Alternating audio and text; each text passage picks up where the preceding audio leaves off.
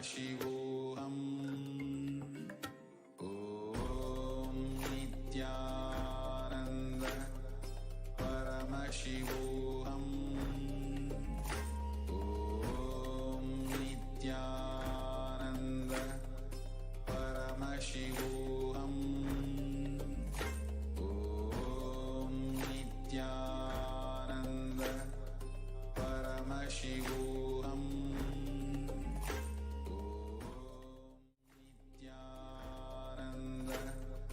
Paramashivoham. Om Nithyananda Paramashivoham. Om Nithyananda Paramashivoham. Om Nithyananda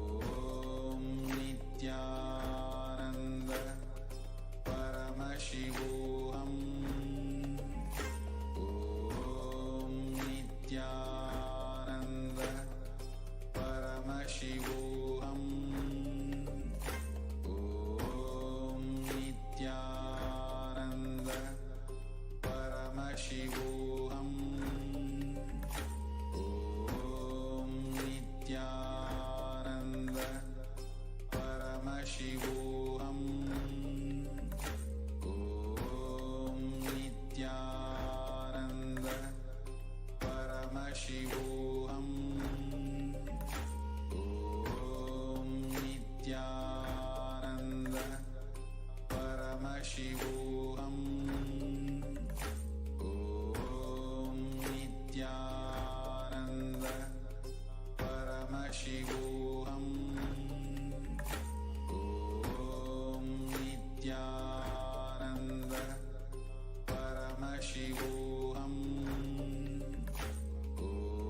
Om Nithyananda Paramashivoham. Om Nithyananda Paramashivoham. Om Nithyananda Paramashivoham. Om Nithyananda Paramashivoham. Om Nithyananda Paramashivoham. Om Nithyananda Paramashivoham. Om Nithyananda Paramashivoham. Om Nithyananda Paramashivoham. Nithyanandam Paramasukadam Kevalam Jnanamurtim Dvandvatitam Gagana Sadrusham Tattvamasyaadilaksham Ekam Nityam Vimalam Achalam Sarvadi Sakshibhutam Bhavatitam Trigunarahitam Sadgurum Tam Namami. Nithyanandam, I welcome all of the viewers who are gathering with us across the world and who are joining us from Kailasas across the world and in all of the Devalayas, Annalayas, in all of the e-Gurukuls, the Padaka Mandirs, and in all of the places across of the world, and also in two-way video conferencing. And each and every one of you who is joining us through Facebook, YouTube, Twitter, and Instagram, and the social media platforms, welcome to this sacred spiritual experience. If you are here, it means existence wants you to be here in this form. You are not an accident. You are an incident. You are a conscious miracle of existence. And existence is trying to express itself through you. Welcome to this sacred spiritual experience and your digital experience with the divine.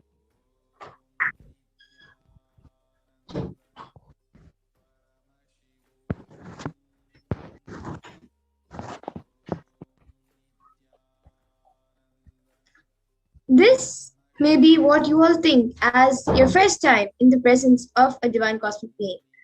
But this is not the first time this energy has graced the planet Earth. And if you are watching this now, it is not a coincidence. This is a cosmic intervention in your life to make you manifest what you want.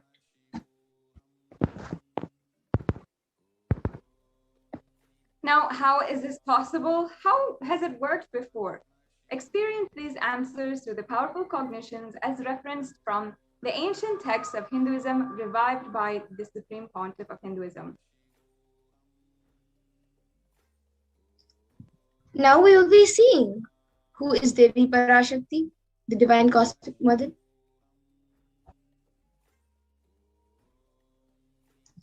Devi is the ultimate pure feminine consciousness, the cosmic mother. She is the Source Shakti, and it is in her cosmic womb, the Brahmanda Yoni, from which billions and billions of universes come out and go in. It is the source where the Big Bang and black holes go on and on. Parashakti is the main deity of the sacred feminine and the divine consort of Bhagavan Paramashiva, who is the primordial divinity in Hinduism.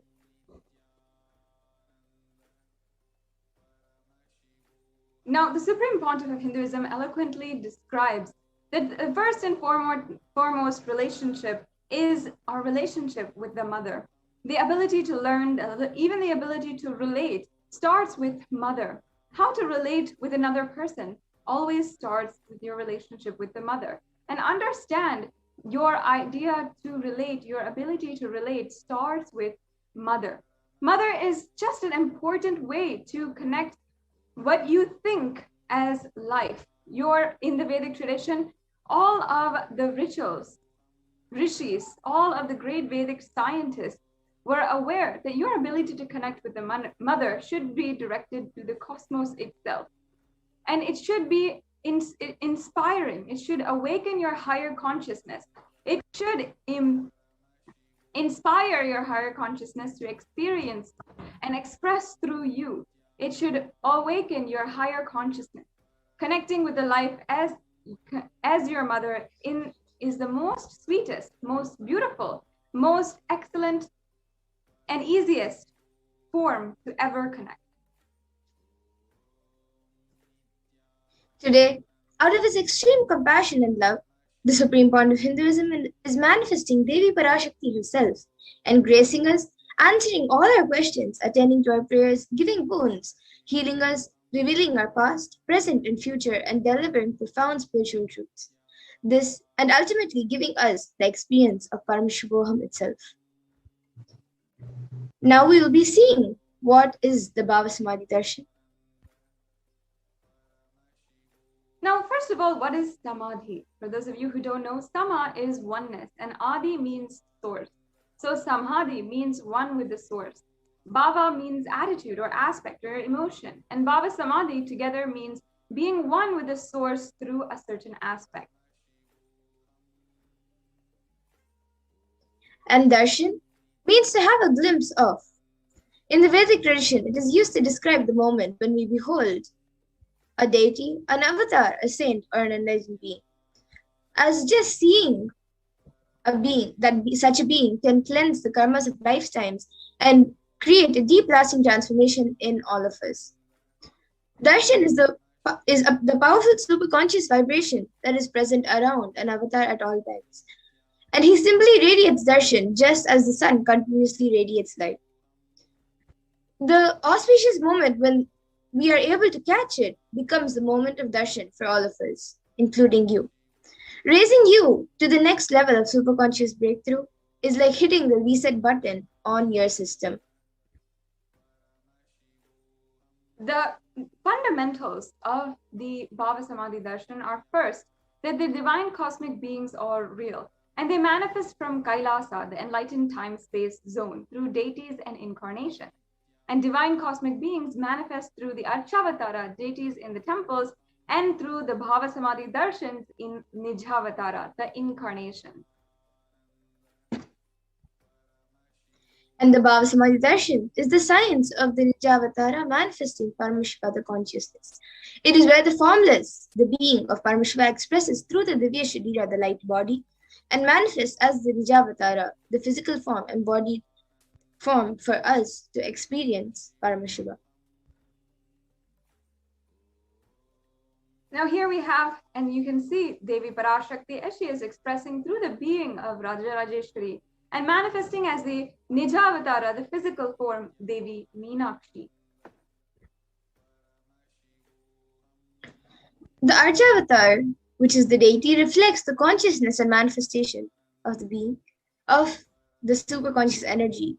But human beings are not mature enough to receive the higher level experiences from the Arjavatar directly.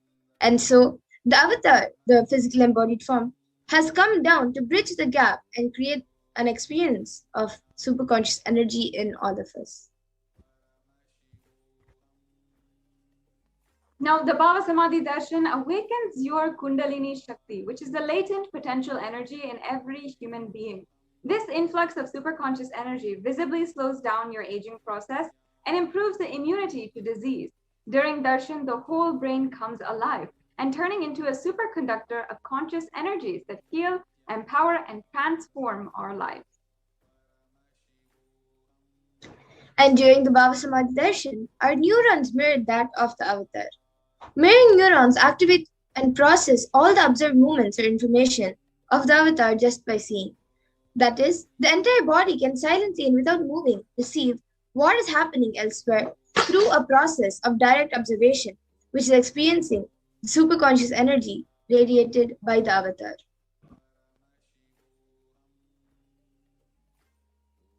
And now just a little bit about the Akashic readings.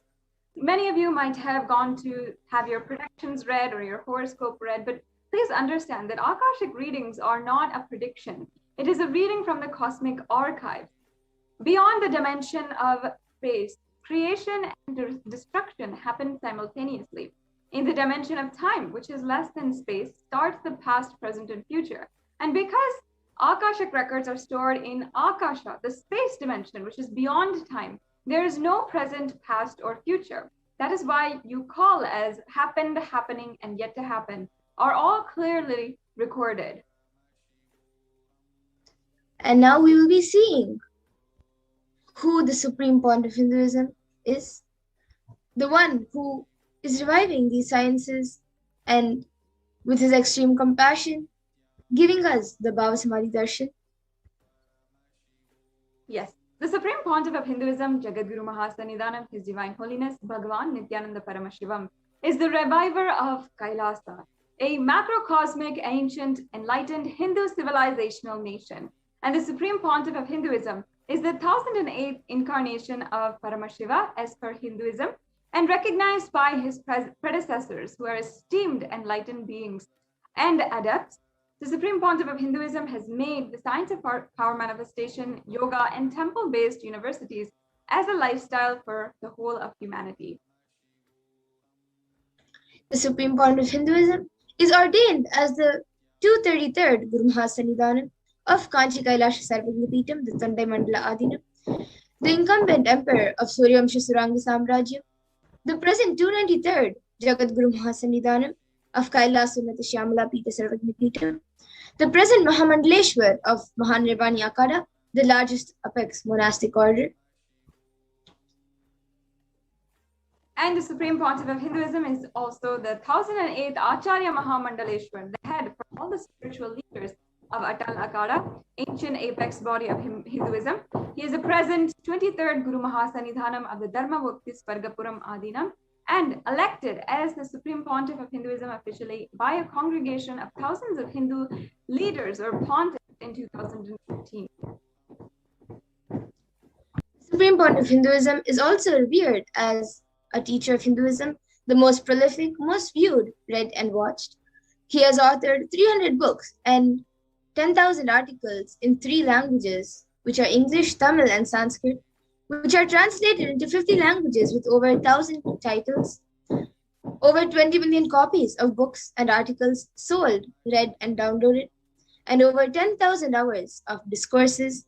The Supreme Pontiff of Hinduism has also enriched 1 billion plus lives digitally, and he is also respected as the commentator of all sacred scriptures such as the Upanishads, Bhagavad Gita, Shiva Sutras, Brahma Sutras, Yoga Sutras, Ashtavakra Gitas, Jain Sutras, and many more.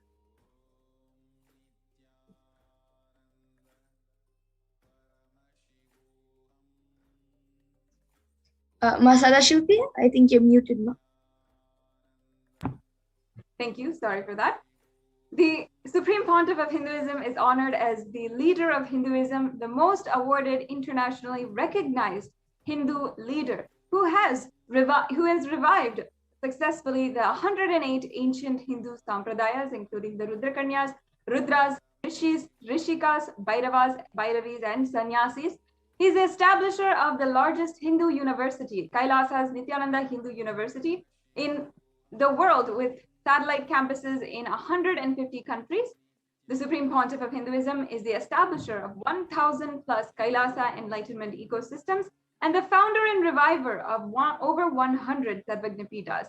The Supreme Pontiff of Hinduism is a collector of the largest Hindu library with over 1 million books, 1 million palm-leaf scriptures, and over 20 million digital books.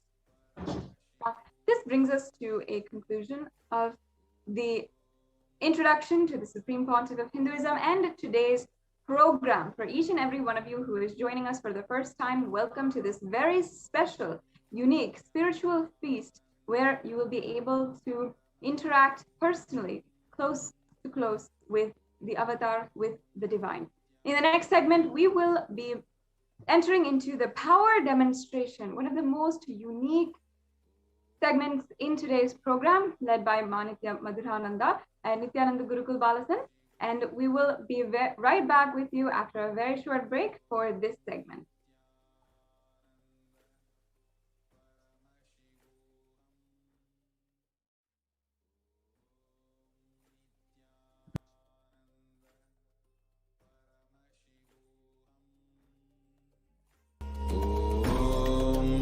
Nithyananda Paramashivoham.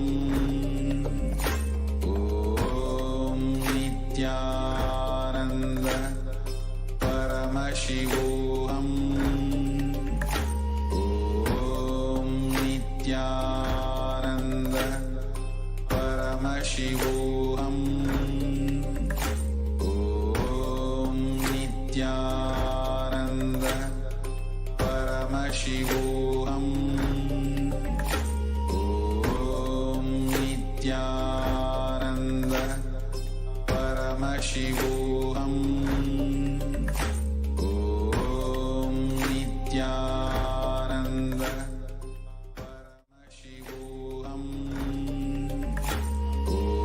Om Nithyananda Paramashivoham. Om Nithyananda Paramashivoham. Om Nithyananda Paramashivoham. Om Nithyananda Paramashivoham. Om Nithyananda Paramashivoham. Yes. Nithyanandam, everyone, welcome back.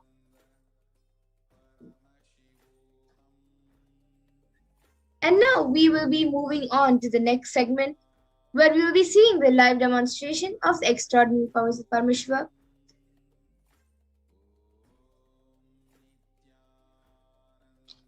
Today, the Balasans, the Nityananda Yogis, and the initiate disciples of the Supreme Pontiff of Hinduism will be demonstrating the powers of third eye and sharing with all of us the experiences and results of the extraordinary manifestation of the divine powers awakening in us through the Diksha. In today's BHAVASAMADHI Darshan, all of us will be receiving the initiation into the third eye awakening and various other powers with the blessings and grace of the Supreme Pontiff of Hinduism. We will be manifesting the following powers of third eye, which is seeing with the eyes blindfolded, and third eye, for all of you who don't know where it is located and you might have a question about it, then the answer for all of you is that the third eye is a cosmic browsing center located between the brows, which upon initiation one can effortlessly express the powers of Paramashiva and see through the third eye just as you would with your two eyes. Now we will see what are Shaktis. In the Vedagamas, the source scriptures of Hinduism, Paramashiva reveals in elaborate detail that every human being is hardwired to be able to manifest 463 plus extraordinary Shaktis, the divine powers. Manifesting powers are described as a science, method, and system for human beings to explore the various possibilities and powers and have access to various states of consciousness. Shaktis manifest from the fundamental cognition that you are the divine and you need to manifest the divine, not that you are a man and you need to reach the divine. Now, for all of you who have the question about what is the difference between Shaktis and Siddhis, as you may have heard the term Siddhis before, the difference is that Shaktis express from the space of enlightenment as a side effect of feeling connection with the divine and high integrity with the Guru, and are a source of enlightenment, whereas Siddhis manifest from tapas or penance for enlightenment and are on the path of enlightenment. Shaktis of Paramashiva manifest through ordinary human beings in an extraordinary way after initiation from the avatar and are permanent, whereas Siddhis are not permanent and may divert you from your enlightenment. And the source of all these Shaktis, Paramashiva, who is the primordial divinity in Hinduism, the ultimate reality and cause, which is self-effulgent, Swayam Prakasha, all-pervading, unchanging beyond time, space, form, and causality, as the fundamental base of Avyakta, the unmanifest, and Vyakta, the manifest existence. He performs the Panchakritya, or the 5 cosmic acts of Shrishti, creation, Sthiti, sovereign rulership and maintenance, Samhara, rejuvenation, Throbhava, pulling out a delusion, and Anugraha, liberating grace for all living entities.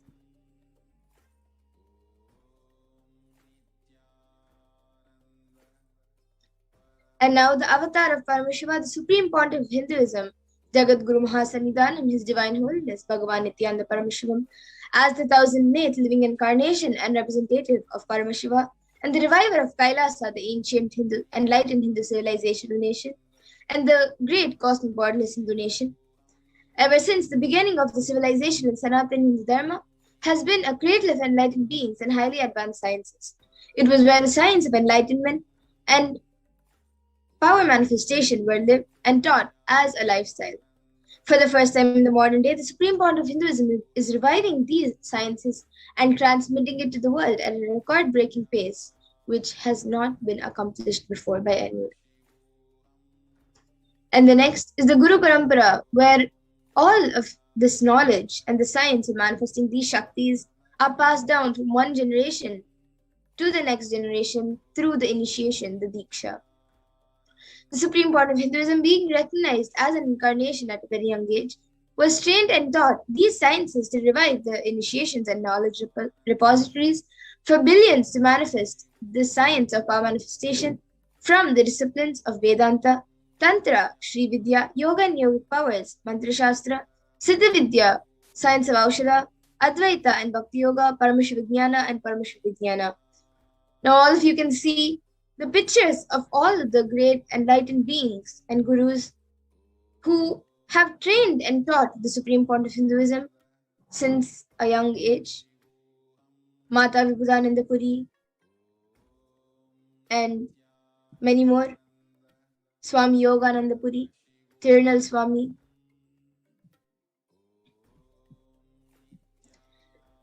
And now for everyone who might have the question about how we can awaken these Shaktis in us.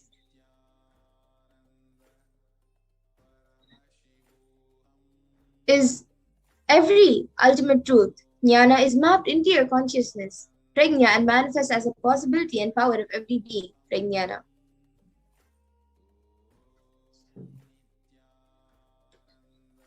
The science of power manifestation is authenticated through 4 aspects of evidences or pramanas. The first is the Shastra Pramana, which is the eternal, unchangeable truths revealed in the source scriptures.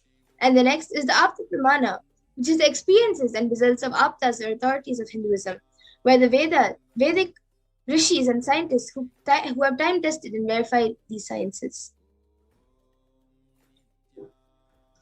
And the next is the Atma Pramana, or an account from the supreme point of Hinduism, this millennium's avatar's personal experience on power manifestation, and the Pratyaksha Pramana, or empirical evidence from observation and scientific experimentation. The Vedas are the ultimate superior authority for Hindus and are pure science where the ultimate truths are explained. Agamas are also the scriptures where the applied technology and applied science is expanded. And the Vedas and Agamas, which are a living applied science, are given the status of Shruti as they are directly revealed by Paramashiva and they are the ultimate, eternal, unchangeable truths. And a reference cited from these Shastras or source scriptures is called the Shastra Pramana. And now, let us get ready to witness a very unique, very exciting live demonstration of the power manifestation. We will be first getting into the power of third eye. The Shastra Pramana for the power of third eye is from the Vijnana Bhairava Tantra.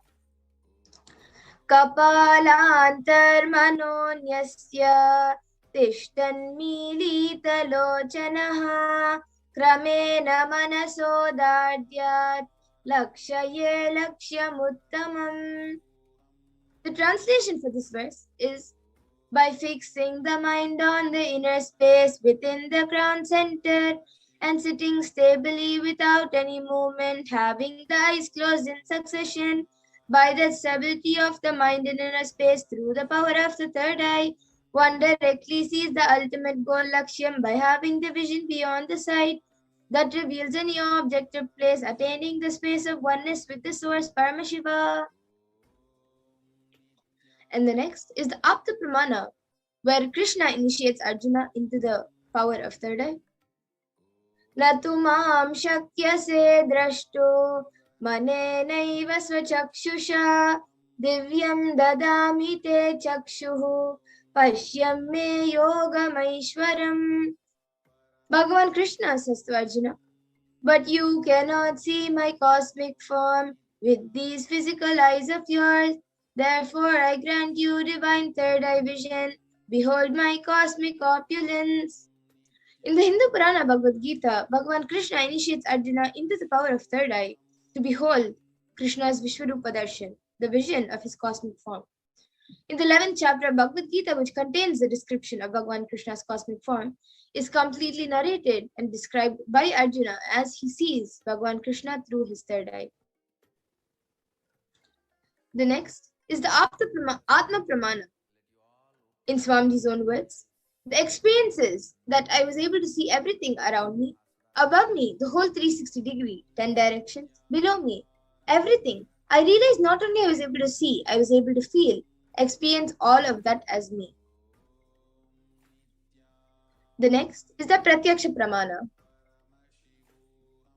where using a PET, a positron emission tomography, the brain waves of the supreme point of Hinduism himself was measured, and it was measured that when doing daily activities, there was high activity measured in the brain where the third eye is located, and when in deep samadhi state, only the third eye region is active and almost 90% of the rest of the brain is at peace. Now, we will be entering into the live demonstration, the Sakshi Pramana of the power manifestation. We will be back in just a few minutes. Please stay tuned for experiencing and witnessing the live demonstration of the power manifestation.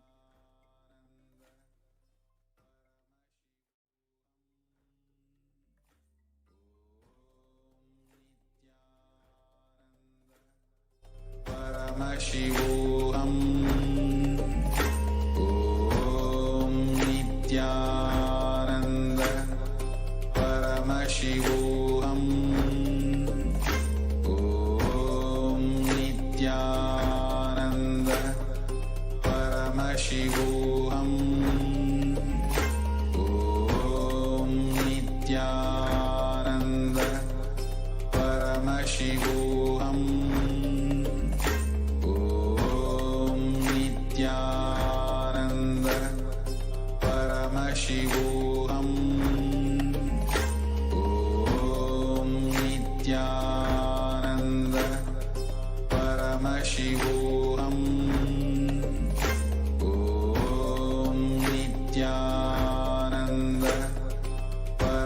Paramashivoham.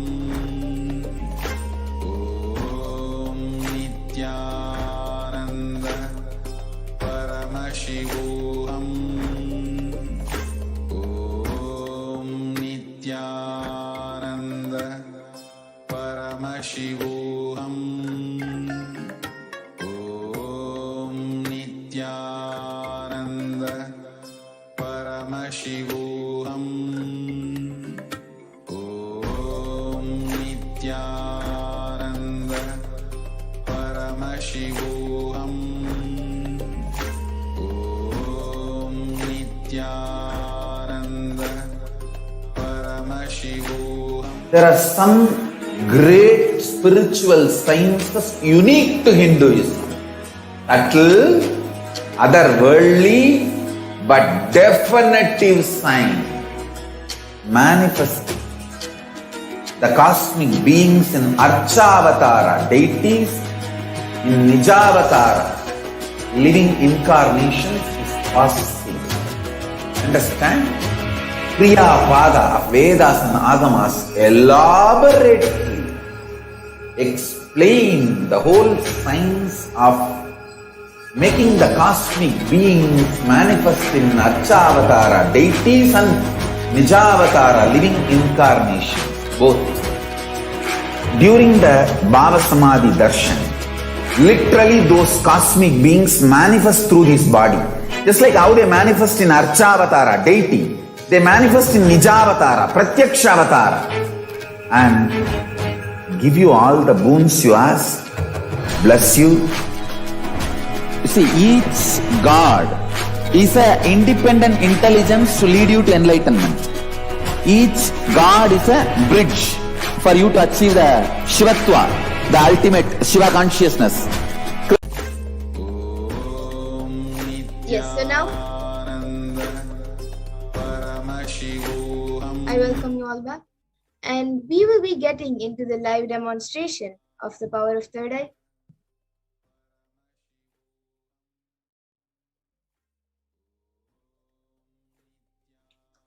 So today I have with me Manitya Amritananda and myself, Manitya Madhurananda.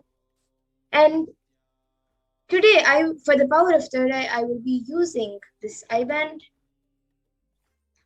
So it is certified by ophthalmologists, and this in front it's just a thick opaque plastic sheet, and then behind thick sponge, which does not allow any light to enter. You also can see that there is no gaps anywhere.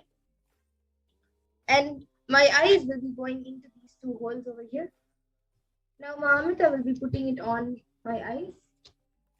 And once that is done, I request any of the viewers who are watching us now, you can put your comments in the YouTube comment section and I will be reading the comments.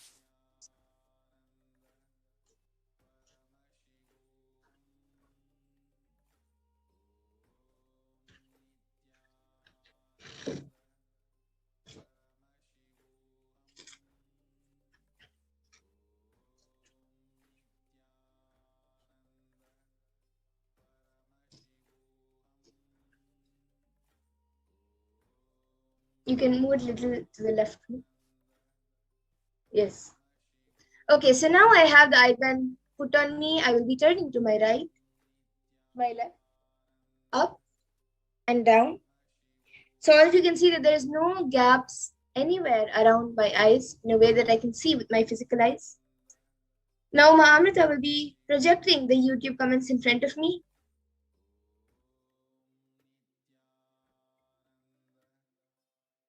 I guess right now it's open only for the members to put the comments. So I request any of the members, the YouTube members, you can put your comments in the YouTube comment section and I will be reading it. You can put anything which you would like me to read.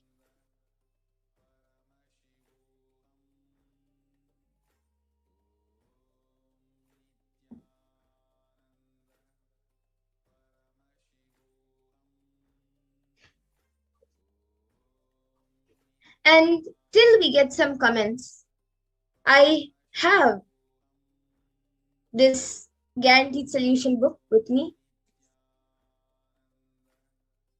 And with this book, I will be reading any random page from this book. There is nothing inside the book, it's all empty. Just the contents of the book. Ma Amrita will be now opening a random page and giving it to me, and I will be telling you all the page number and the contents of the page, what is written on the page. So yes, all of you could see that she has opened a page randomly.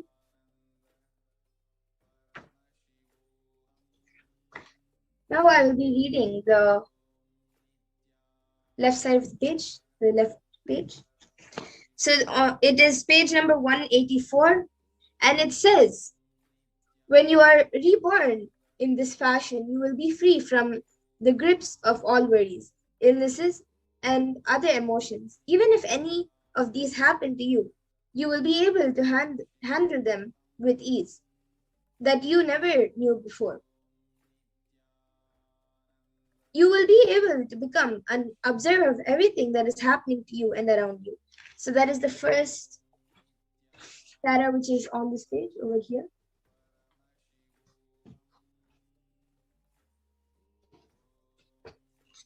I hope all of you can see.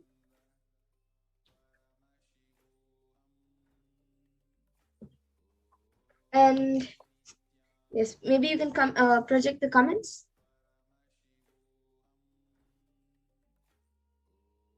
Okay, looks like we still are waiting for some more comments. In that time, I will be reading another page. So Mamita, you can open a random page.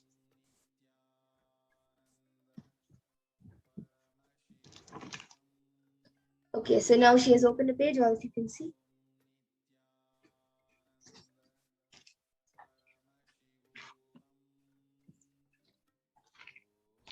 Yes, so this is page number 519 on this side.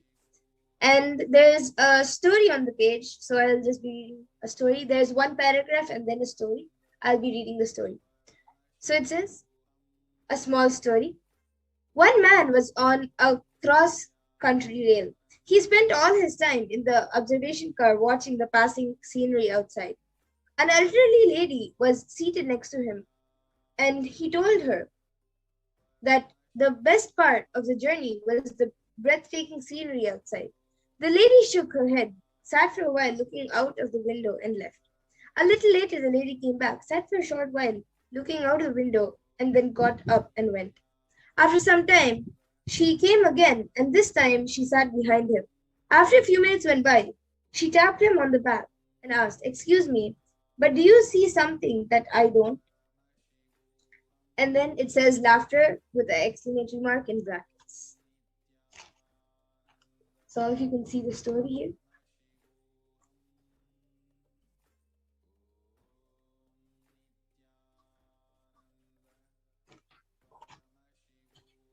Yes, and with this, now I will be removing the IBAN. So Mamita will be removing the IBAN from me.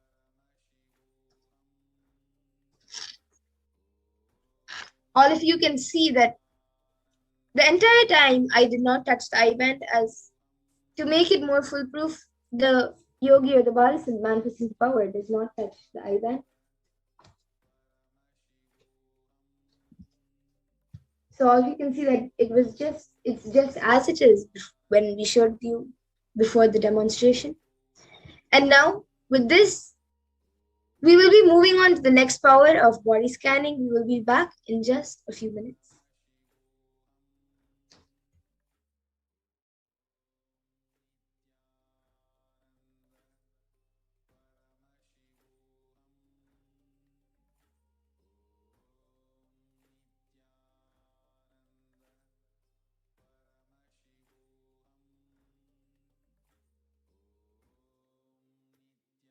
There are some great spiritual sciences unique to Hinduism. Subtle, otherworldly, but definitive sign.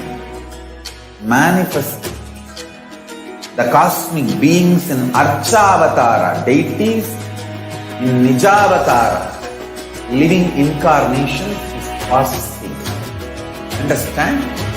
Priya Pada of Vedas and Agamas elaborately explain the whole science of making the cosmic beings manifest in Archavatara deities and Nijavatara living incarnations, both. During the BHAVASAMADHI darshan, literally those cosmic beings manifest through this body.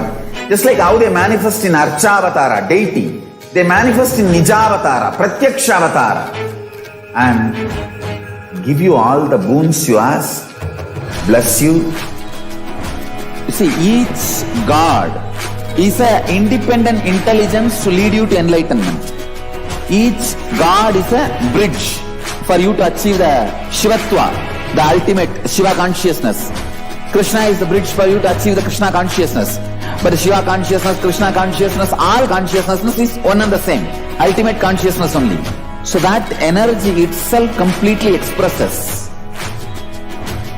Just like Radhika, when I see my own sweetness in the mirror, I become eager to taste it. I find that the only way to relish this sweetness is through the constitution of Sri Radhika. BHAVASAMADHI Darshan is a window to the infinite expanse of consciousness, allowing us to glimpse the formless in a way that we can understand. It cleanses the karmas of lifetimes. It awakens our biomemory to the space of Paramashiva, the ultimate consciousness, and creates a deep and lasting transformation in us.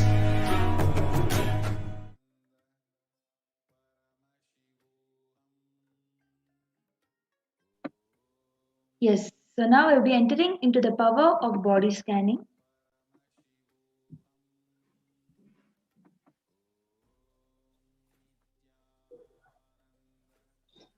And in this power of body scanning, it awakens the ability to scan any illnesses, diseases, medically diagnosed issues, and provide solutions through the third eye.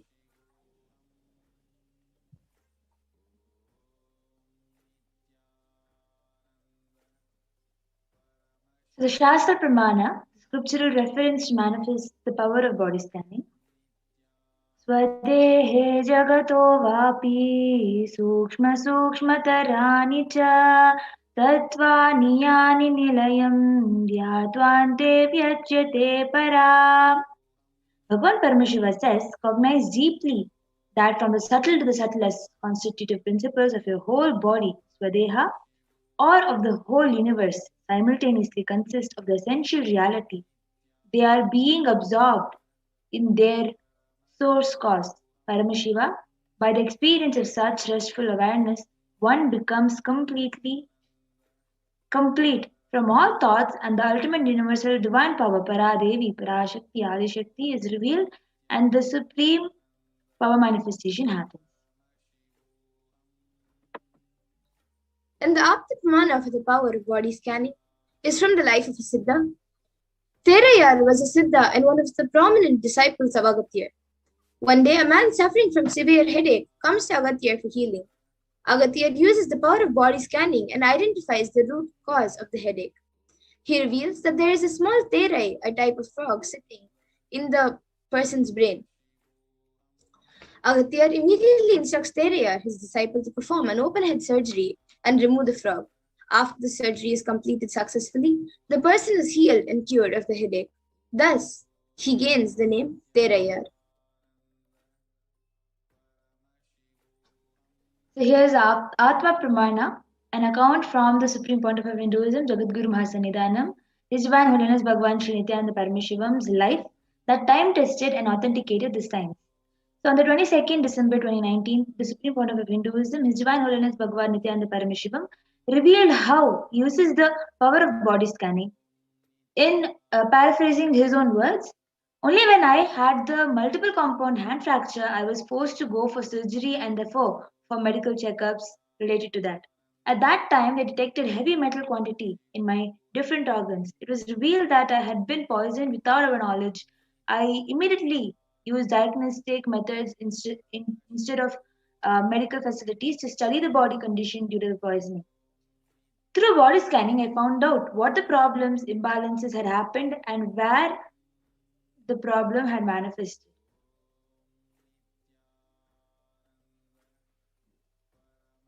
So,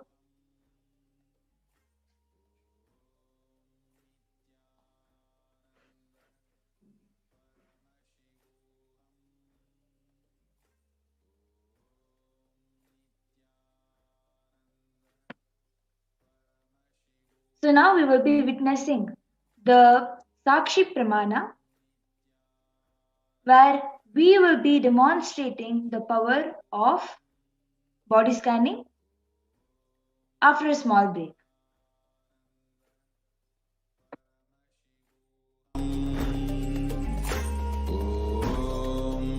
Nithyananda Paramashivoham. Om Nithyananda Paramashivoham. Yes. So now we will be continuing. Om Nithyananda Paramashivoham. Om Nithyananda Paramashivoham. Also sorry for the technical glitch. Now we will be continuing. Nithyananda Paramashivoham. Swamiji is also saying, I use allopathy as a second opinion to verify my findings. Nithyananda Paramashivoham. Om Nithyananda Paramashivoham. Yes, and now all of you can see on the screen being projected the Sakshi Pramana, the experiences of few of the thousands of the initiate disciples by the Supreme Point of Hinduism. So here you can see a few screenshots of the people, the devotees who have shared their experience of the power of body scanning, the Sakshi Pramana. And now we will all be witnessing a live demonstration of these extraordinary powers. So whoever would like a body scan can put your comments in the YouTube comment section and we will be doing a body scanning for you. I already see few comments. Shri Hiranyavarnananda Nithyanandam, I would like a body scan. So Pragnana, you can start for Hiranyavarnaya. And I see Ma Dolly Reddy who has asked a body scanning for Kiyashini. Pain in the liver and stress. She has permission. Okay. And also for Shanbhagavalli. Pain in the joints.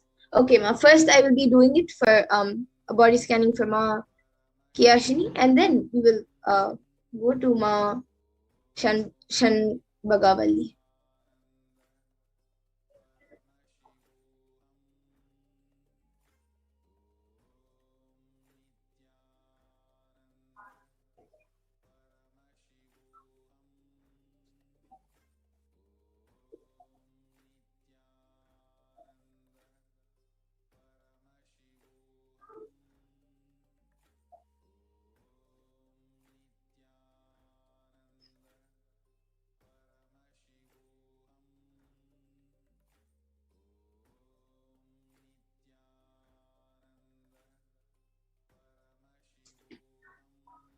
Yes, Ma Pragna, you can go ahead.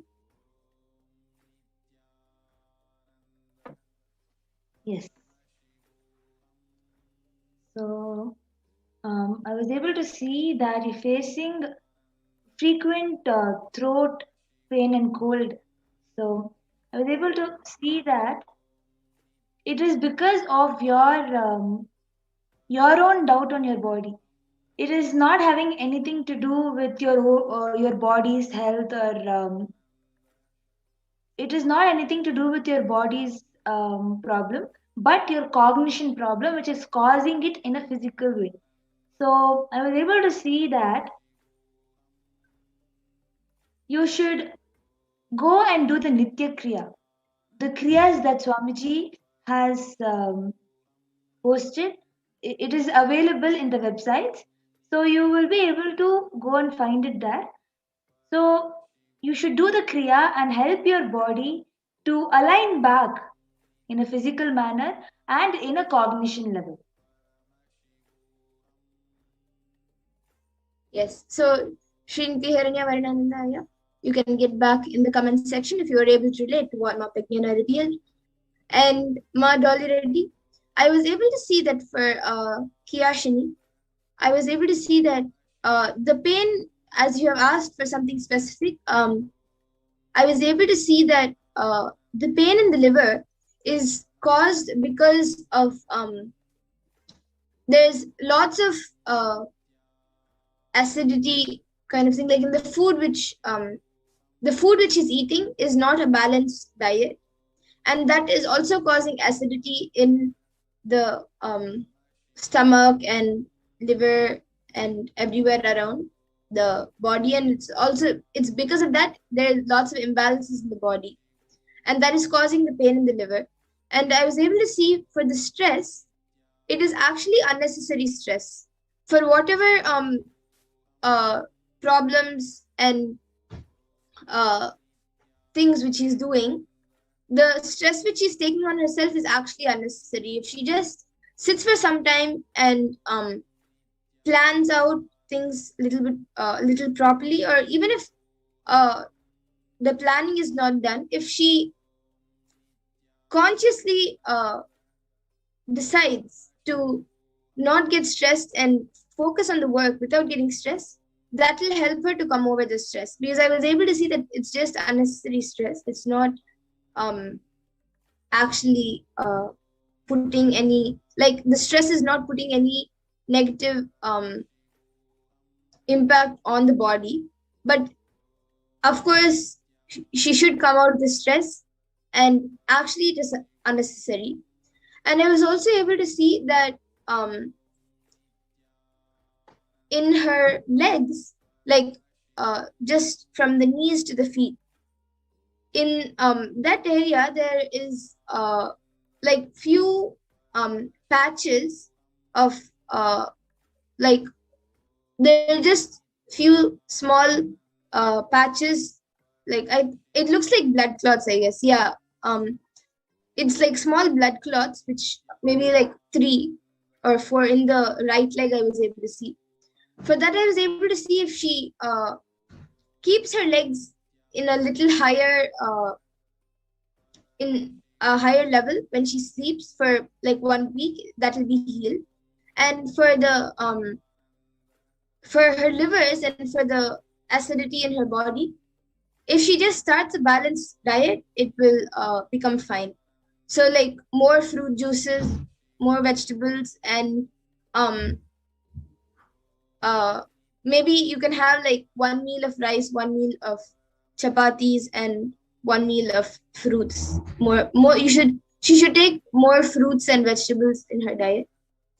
And yes, so this is what I was able to see for Kiyashini Ma already. So if she's there, or she can get back in the comment section, or you can also put back in the comment section about if you were able to relate to what was revealed. And Ma Pragnana, you can start scanning for Ma Shanvagavalli, as there's pain in the joints, so you can start scanning for her.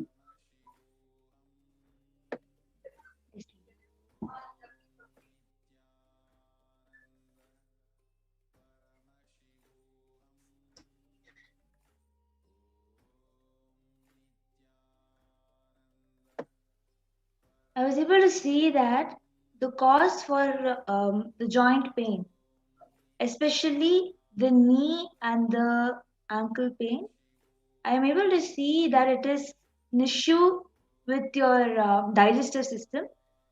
I was able to see that you need to consume more haritaki and do little bit of yoga. The best solution is Nithyananda Yoga. So I was able to see this will help you with your joint pain.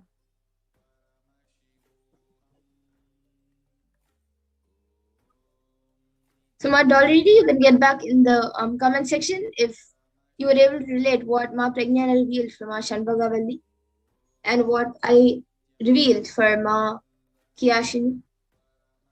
And for everyone else who would like a body scan, and maybe I guess today, as only members are able to put the comments, I guess many of you are not able to put the comments also. And for everyone else, even the members who would like a body scanning, every day at 2 a.m. IST and 4 p.m. IST, we will be having the power manifestation segment with the preparations for the Parashakti Akash readings.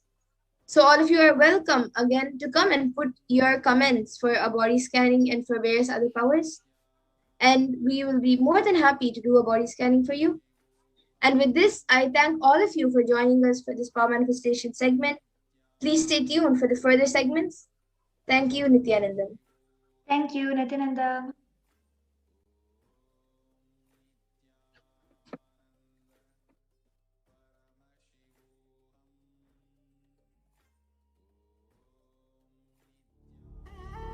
What I mean by the word Kailasa, listen intensely.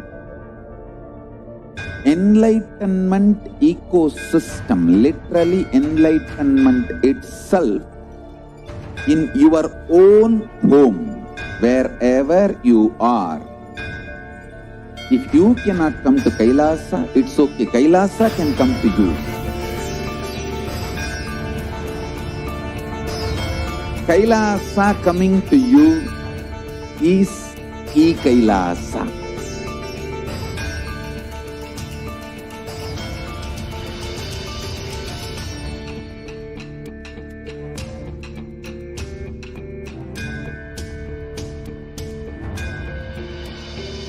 I will revive Hinduism. I am a Hindu revivalist, not by any revolution, but by evolution.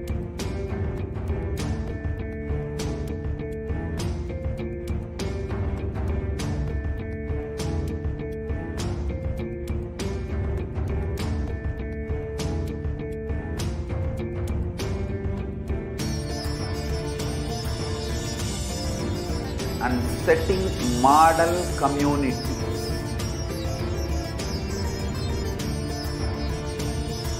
Kailasas, enlightenment ecosystems, Sarvanya Pitas all over the world.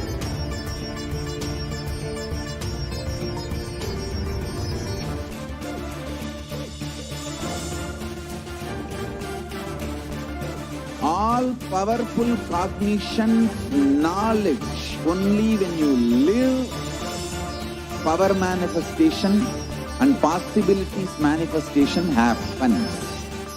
It's a fundamental truth.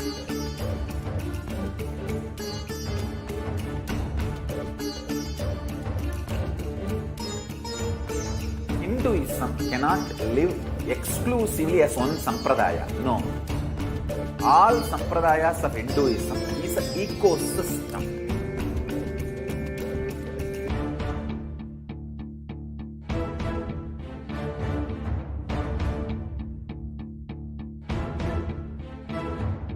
So don't keep quiet thinking that if one sampradaya is attacked, only that sampradaya is going to be affected. All of us are ecosystems.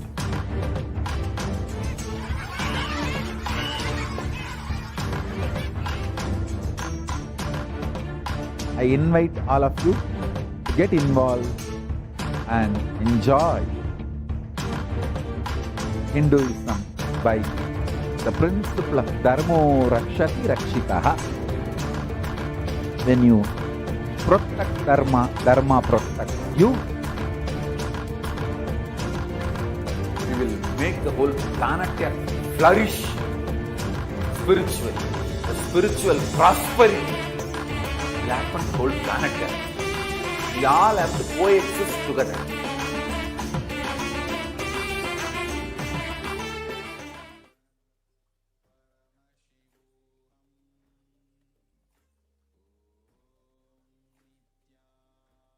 Nithyanandam, welcome back to all of the viewers who are joining us for today's program.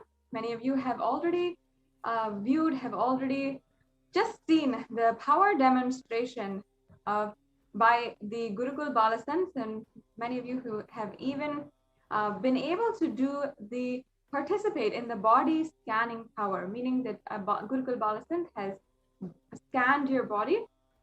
Actually, you should be aware, you should know that in this divine powers of the third eye, when they scan your body, not only they are scanning for certain for any kind of ailment, suffering, for anything like that, but also they are actively sending the positive healing energy, the pure energy of Paramashiva to you, and directing that to whatever you are suffering in your life at the moment. So it might be anything, but you can be sure that it will heal, and the healing process has started, especially once they have interacted with you, they scanned your body. And because once it falls, once your energy and the being falls under the third eye, it is immensely powerful, and you manifest the state and manifest the exact connection, the Shaktini Pada and entanglement that with the Gurukul Balasans, and experience oneness with Paramashiva. So now we will begin the next segment in today's program, the introduction to Devi Parashakti, as well as the introduction to the Akashic readings. Devi Parashakti is the cosmic divine mother, and she is the source of all of each and every one of us, and source of all of the billions and billions of universes, multiverses that exist today. She is the source Shakti, the source energy, and the source power of the whole existence. And not only that, she is manifesting today for each and every one of us to answer our prayers, to answer our deep seeking, our yearning for attaining oneness with Parashakti and Paramashiva. And she's answering each and every one of our questions, whatever it may be.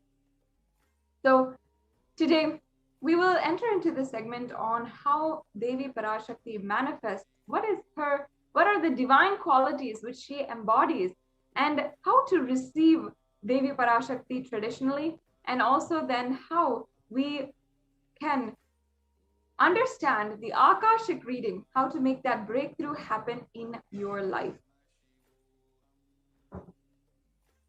Yes, so to begin, let us begin with the Dhyana Shloka of Devi Parashakti.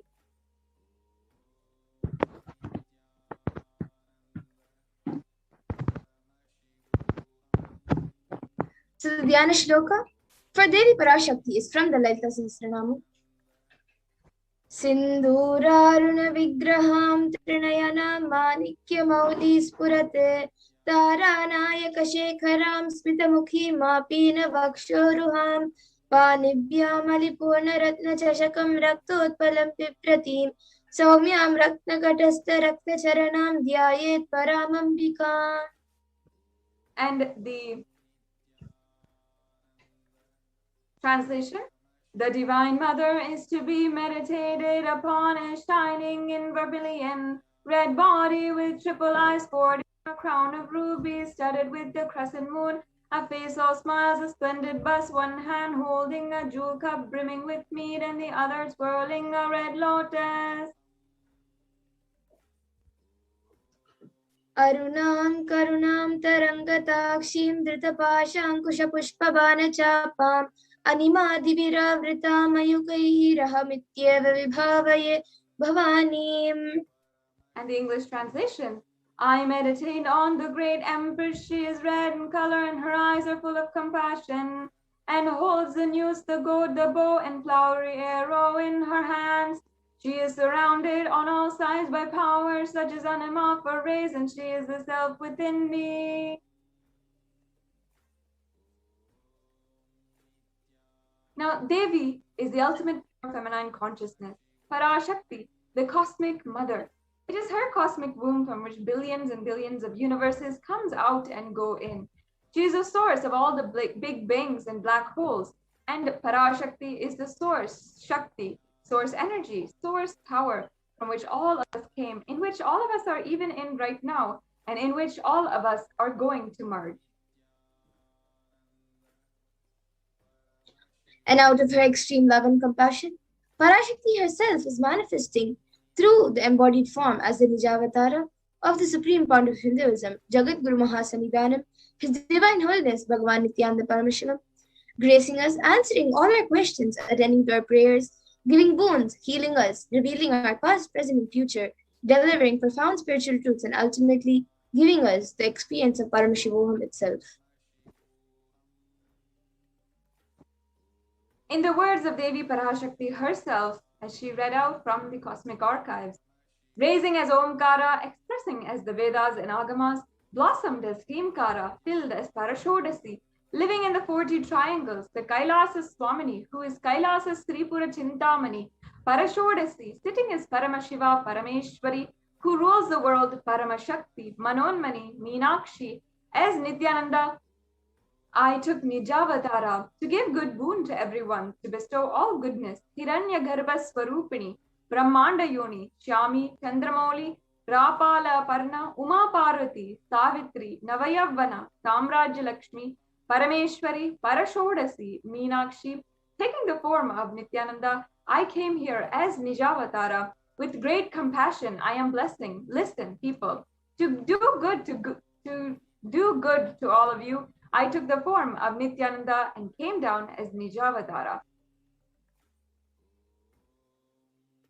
Again, in the words of Devi Parashakti herself, raising in Omkara, blossoming as Shiva, Shiva, manifesting as source of existence, powers of existence, expression of existence, from the oneness of Om, blossoming into two as Prakriti and Purusha, blossoming as three Shaktis, Icha, Kriya, and Jnana, growing as four Vedas, expanding as five Panchabhutas beyond 6 chakras, filled as Gotras of 7 Rishis, expanding as 8 directions, existing as 9 Grahas, blossoming as 10 Indriyas, and being as 11 Rudras, creating all the worlds, bringing life, to tell and make truth blossom, and to do good. Parashodasi Meenakshi, in the form of Nithyananda, I came to bless every one of you. Yes. Now, let us understand how to receive Devi Parashakti. First, the Supreme Pontiff of Hinduism guides us. Literally, when Devi Parashakti appears there, you are seeing Paramashiva and Parashakti at the same time, at the same moment. And she is there in your screen. And so we should always receive her very traditionally. The Supreme Pontiff of Hinduism guides, therefore, keep 2 betel leaf, 1 banana, 1 betel nut, and 1 coin in front of the screen and watch Devi. In the Hindu tradition, the coin is actually considered a traditional dakshina. It can be of the lowest value, and in India, it can even be 1 paise. In the US, it can be even 1 cent or 1 penny. The Supreme Pontiff of Hinduism really clarifies that it's not about trying to monetize. It is okay if it's even just 1 penny. After 100 days, it'll be $1. In India, even 1 paise is okay.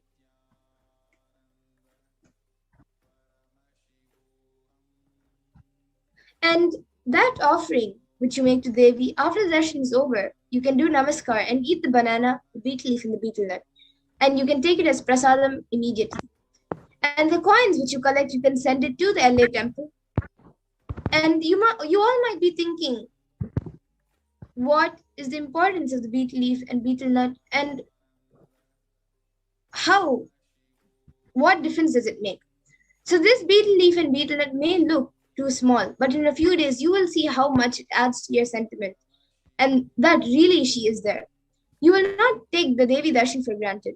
Rituals will break your monotonous, unconscious mentality and lifestyle and remind you and raise you to the powerful cognition. It will break your unconscious behavior. Yes, so now in the next slide, we have a couple of examples about what are all of these offerings, what the betel leaf looks like. If you have never seen them before, you can get it at an Indian store near you, or you can try to Google it and order it. And the betel nut as well as banana. And also you can offer any coin as you prefer, as you wish. And here in the center, there is a sample plate of the Tambulam, which is just a sample which you can arrange and offer to Devi Parashakti upon the darshan. Later on today, we'll have a little bit of time to get prepared for the darshan of Devi Parashakti. And you can prepare it just like this. So now let us enter into the next segment, where we are understanding the Akashic readings and how they work, how they create breakthrough in your life.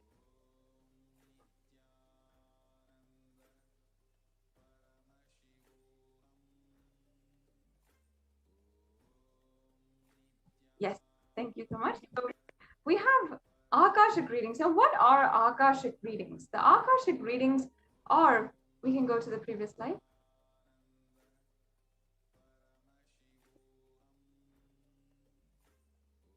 Yes, Akashic readings are created in space. Whatever is happening, whatever has happened in time is there as a file, and nothing can be destroyed. Please understand, none of your actions, thoughts, plans, emotions, words, nothing, absolutely nothing can be destroyed. The Akashic records are the cosmic archives of everything that has happened, happening, and will happen.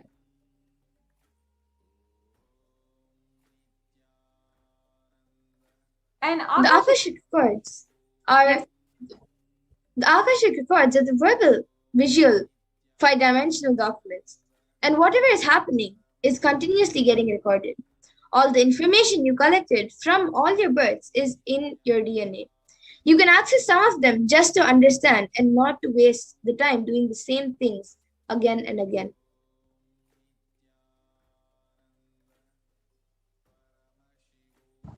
Yes, and many of you might have gone to have your horoscope read or your future readings and all of that, but please understand that the Akashic reading is incomparable to anything that you have done before.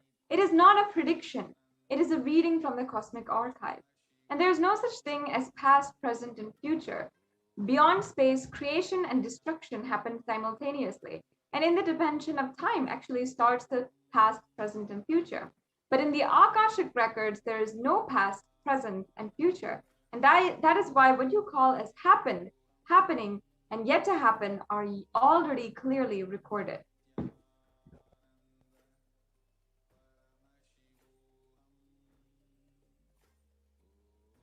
And in Swaminji's own words, what he says about the Akashic reading, nobody has a right to comment on these readings. Nobody has a right to manipulate these readings. Nobody has a right to interpret, comment these readings. They're complete unto themselves. For anybody to live in tune with the cosmos, the Jivan Mukti, living enlightenment, does not need any special practice other than listening to these great readings again and again.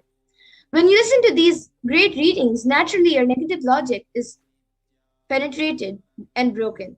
And these great truths settle in your inner space and they make you live enlightenment. As the avatar of Paramashiva, the supreme concept of Hinduism has graced humanity with the blessings and darshan in the form of Devi Parashakti, revealing answers to our question, the yearning of seekers as solutions, breakthroughs, and liberating humanity from pain and suffering. Any answer that is given by Devi Parashakti is not just an answer, but a karmic breakthrough for the receiver.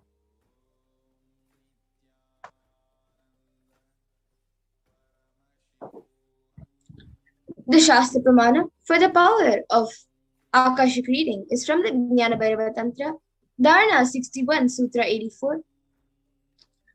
Akasham vimalam pashyan kritva drishtim nirantaram stabdatma tatshanat devi bhairavam vapurapnuyat.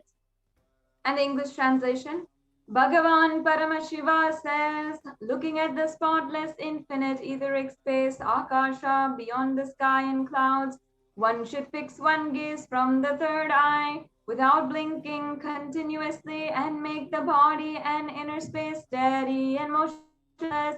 In that very moment, O Devi, one attains the nature and powers of the infinite space, Bhairava.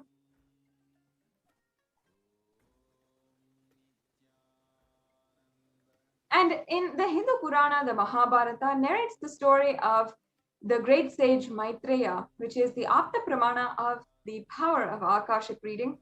The great sage Maitreya, who reveals the secrets to Vidura, the story of his birth in the human form, and he gives the reasons of all of sage Vidura's suffering. Sage Maitreya accessed the Akashic records and told Vidura that he was not an ordinary man, but the incarnation of Yamaraj, the Lord of Death. And he was to play the part of a so-called Shudra for 100 years, being cursed by Mandukamani.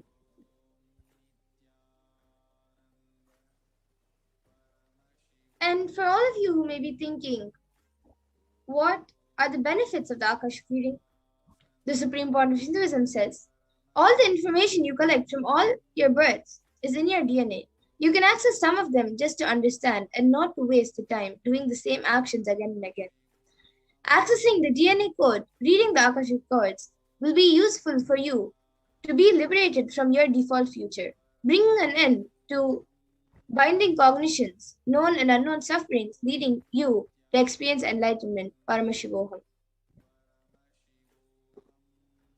Yes, and only an avatar can read the Akashic, can alter or update the Akashic records. Like now, the initiated Balasans can view the Akashic records. However, only an avatar can alter, edit, upgrade, and change the Akashic records. During the Darshan and Dikshas by the SPH, he blesses and upgrades the Akashic records as per the prayer of the devotee.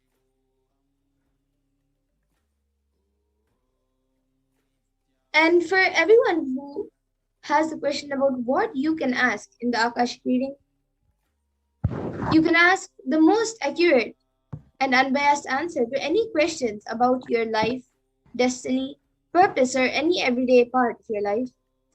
Or be spiritually healed of physical and emotional problems with just a look or a word.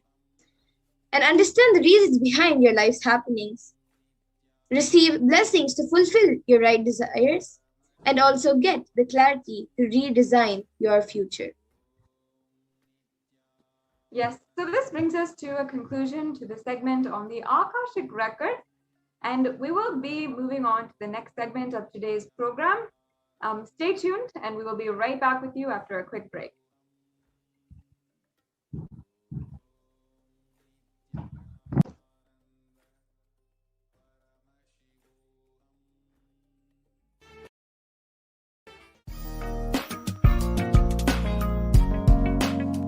We get you health.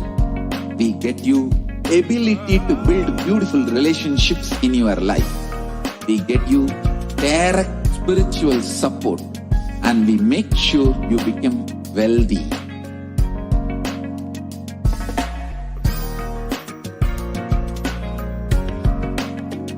We won't stop giving you just good life.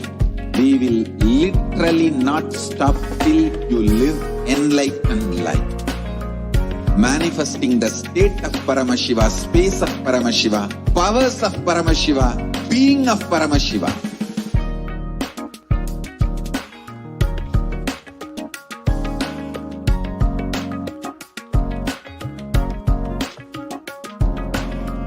Whole world should become Kailasian. I want the whole world to know Hindus have something great to contribute to the world.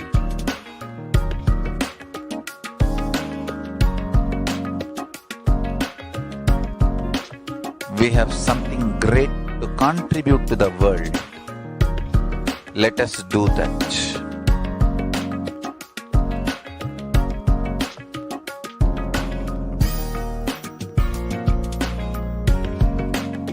Kailasa is proper customized spiritual service helping you to identify your root patterns of suffering. We have perfected the science of helping every individual from every cultural, religious, nationality background.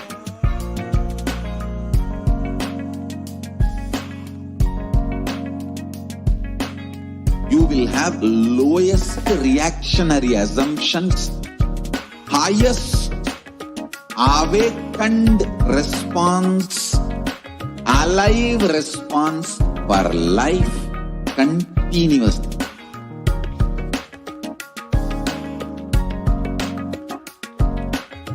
Kailasa is enlightenment ecosystem, literally enlightenment itself in your own home, wherever you are. Proper customized spiritual service helping you to complete with your life negativity, withdrawal from life, self-hatred, self-denial, self-doubt, so much of tiredness, laziness. We can support you, aligning your diet, your attitude, your aptitude, your understanding about life. We can help you with everything.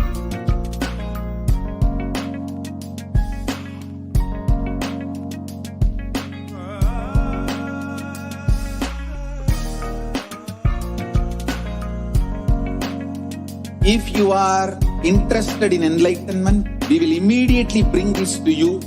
If you are not interested, we will explain the whole science, inspire you and make you interested in enlightenment time.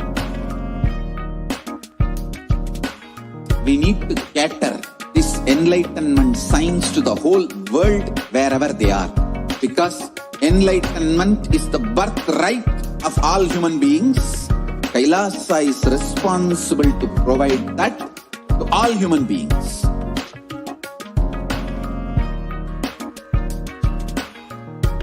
Kailasa.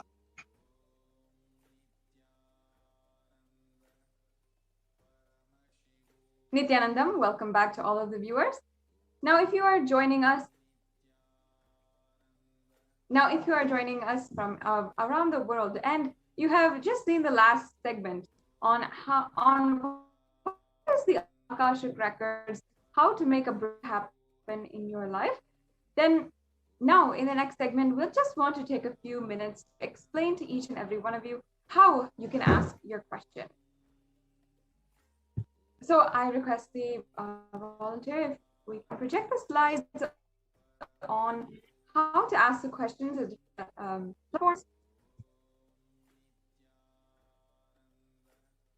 There's a different set of slides for the different social media platforms and how to ask the questions. Yes, we can just pull those up. And for those of you who are tuning in for the first time, and perhaps you are just today understanding about Devi Parashakti Akashic readings. Devi Parashakti, the divine cosmic mother, the energy of the divine feminine consciousness, manifests through the Supreme Pontiff of Hinduism and answers the questions of every single one of us who deeply pray and sincerely request Devi Parashakti's divine blessings in our life. Devi Parashakti had literally manifested since April this year, after the Supreme Pontiff of Hinduism did a 35-day fast. And after that, the Supreme Pontiff of Hinduism began manifesting Devi Parashakti, and all over social media, people began pouring their requests, their prayers to Devi Parashakti. And now if you'd like to join the thousands of people who have been transformed since Devi Parashakti began manifesting on planet Earth through the Supreme Pontiff of Hinduism, now we will just go through a couple of steps on how you can ask your question. Now, first of all, on YouTube, which many of you might be watching this from, you can first of all make sure that you are a member of the Kailasa's HDH Nithyananda YouTube channel. And this membership is a very easy process that you can just go through in a few minutes. And after that, you can ask your questions in the comment section of the video, of the live video. Make sure that you're asking the question during the live BHAVASAMADHI darshan, and only then will Devi Parashakti be actually reading your comments and answering them. So if you get the opportunity, you will have the grace and blessings of Devi Parashakti answering your question. And it's not just that she might answer, she might give one look or one word or any kind of grace, but all of that is just pouring auspiciousness into your life. The next option that you have is Facebook. So if you want to, you can go to our Facebook page, Kailasa's HDH Nithyananda Paramashivam Facebook page. And this is the official page of the Supreme Pontiff of Hinduism. So make sure that you are liking and following this page, and you'll be able to have access to all of the different events, the live BHAVASAMADHI darshans, and even the temple rituals and the continuous 24/7 celebrations that are ongoing every single day of the year. And after that, once we have the Devi BHAVASAMADHI darshan, you can ask your question in the comment section of the live event, of the live video of BHAVASAMADHI darshan. Now, the next option we have is on Twitter. Now, if you want to ask your question through Twitter, it's a very easy process. You just have to reply to the tweet of the live Nithyananda TV or the live BHAVASAMADHI darshan feed. So just reply and use the hashtag #AskTheAvatar in order to popularize and ensure that we are associating the questions and everything with the hashtag #AskTheAvatar. And the next platform that we have here is also Instagram.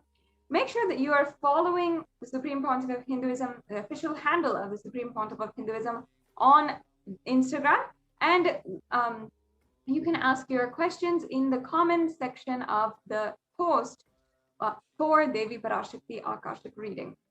So there'll be a post made during the live darshan of Devi Parashakti Akashic reading in Instagram. You just have to go to the comments and ask your questions there. You can also use the hashtag #AskTheAvatar in Instagram as well.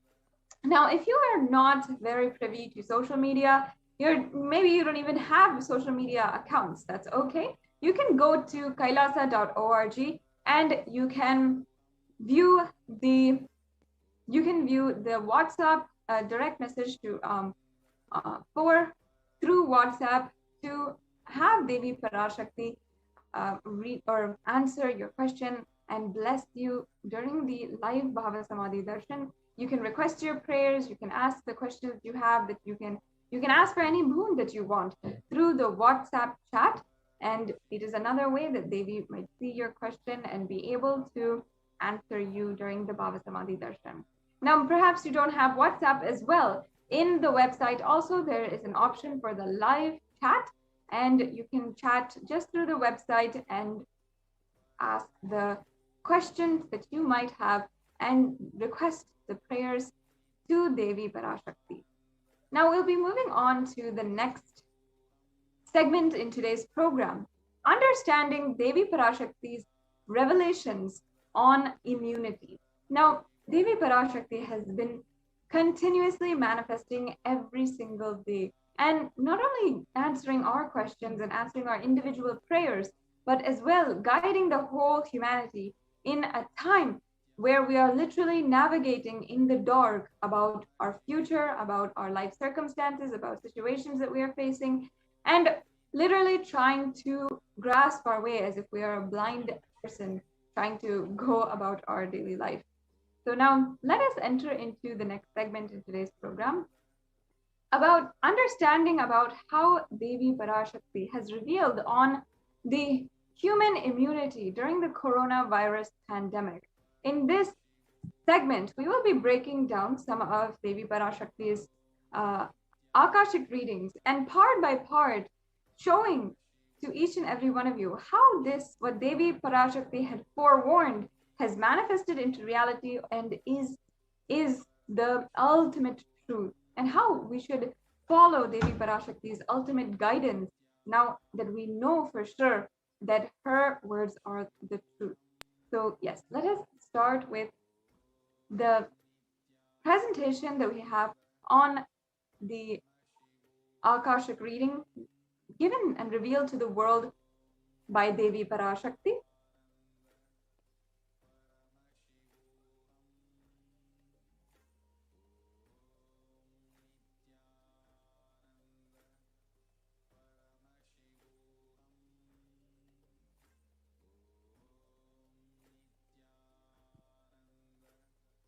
we can go to the next slide.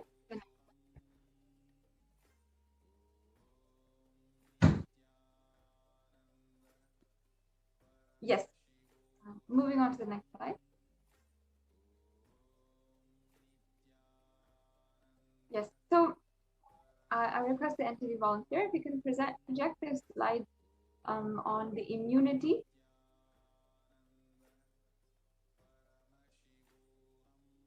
Yes. As we are getting that sorted out, I invite all the viewers also to share this satsang and share this link in all of the social media platforms with all of your friends and your family whom you interact with on social media, and take this opportunity to share with as many people as possible about the Devi Parashakti Akashic reading. Yes, this is the presentation. Let's get started.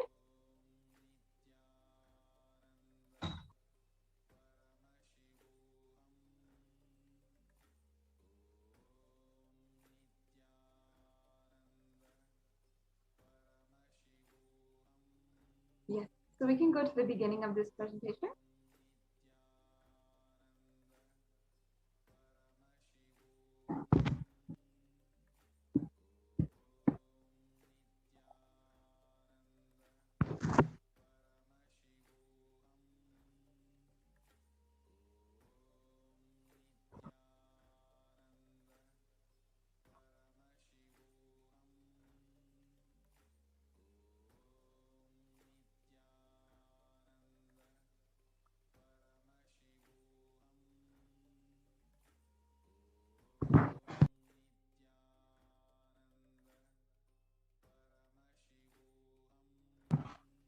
Yes, let's get started.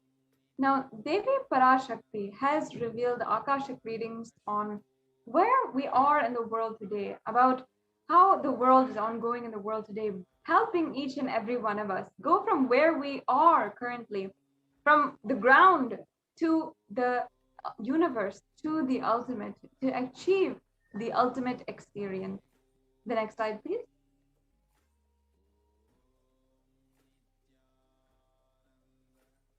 Yes, we can go on to the next slide.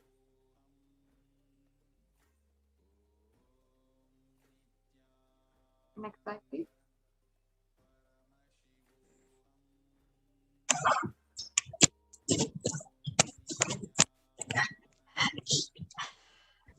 The next slide, yes. So out of her extreme compassion, we can go to this slide.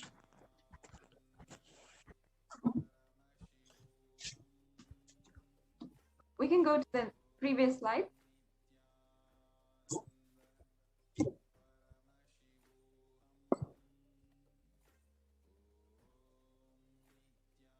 The previous slide, please. We'll go back.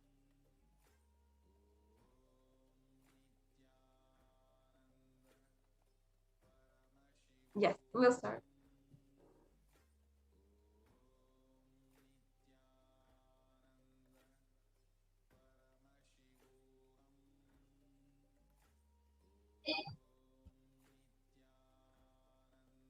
Yes. So today, let us see about what Devi Parashakti has revealed about the ongoing coronavirus pandemic and the immunity of human beings after being infected by coronavirus. Let's see a few of the statistics. We have over 100 million, 86,000 million, 164,000 and 398 confirmed cases and 4 million deaths all over the world. And we have about 170 million recoveries. And overall, if we see the breakdown of the top 5 worst affected countries, we see the USA at 33 million, India catching up at 30.7 million, and we have Brazil, France, Russia as some of the worst hit countries for the coronavirus. And these are just some of the statistics that were taken out that is known to the world and that we're able to report. However, there's so much ongoing. There's so much that is just not being able to report just due to lack of visibility of certain things and certain reports that are ongoing. The next slide, please. Yes. So now let us watch this brief clipping of what Devi Parashakti revealed. That's the first priority. Still, you are all not realizing the power of my words when I say Corona is very much out there with the support of decision makers, rulers, people who are supposed to protect all of you. Due to their irresponsibility, it is there and getting more and more strengthened. It is becoming more and more stronger in multiple forms. And all the other diseases which are waiting to attack human bodies, because Corona has made the immunity strength weak in human bodies. Human bodies have lost the strength of immunity power. All the multi-layer after effects and side effects of this pralaya in political situations, economical situations, social situations, mental situations, in every level.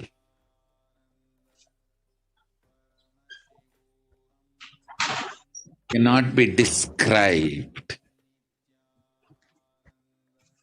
Wait.